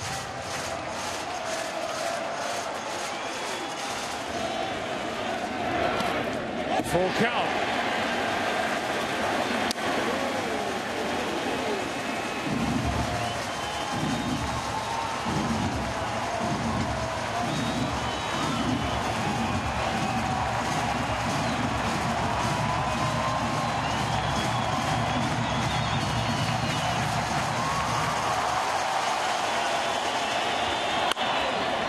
To the right side, foul.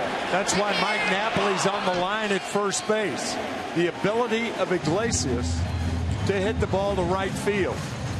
Normally Napoli would be like 10 yards to his right, but he is hugging the line, and that is proper positioning. Protect against the extra base hit. Ninth pitch of this at bat.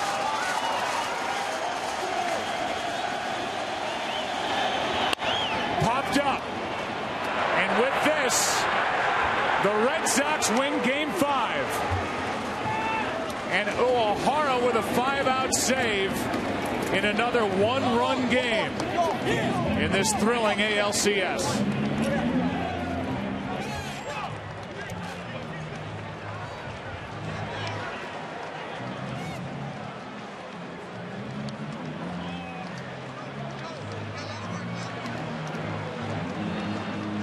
27 pitches from Koji Uehara, who was only supposed to be a setup man in 2013. Injuries took away Hanrahan, took away Bailey. And that's the way those two celebrate as Big Papi lifts up Uehara, who continues to lift up these Red Sox. For a team with a payroll of around $150 million, Uehara is the best $4.5 million buy that they have on that club. Let's go down to the field and Ken Rosenthal. Mike, home run, double, single tonight, your first 3 at-bats. Sanchez was so tough on the team in game 1, so tough on you as well. What was the difference tonight? Oh, we basically turned the page. You know, we can dwell on that, you know, that first start he had, but just come out here and try to, you know, hit mistakes and, you know, put a couple good swings on pitches and we're able to drive it. Lester pitched out of trouble repeatedly. Your bullpen was terrific again. How impressed were you that your pitchers were able to hold down such a good offense? I mean, they've been doing it all year. You know, Lester's been doing a great job all year. Our bullpen's been tough this whole postseason. So, you know, it's a great team win and, you know, huge win for us tonight. Mike, thanks a lot.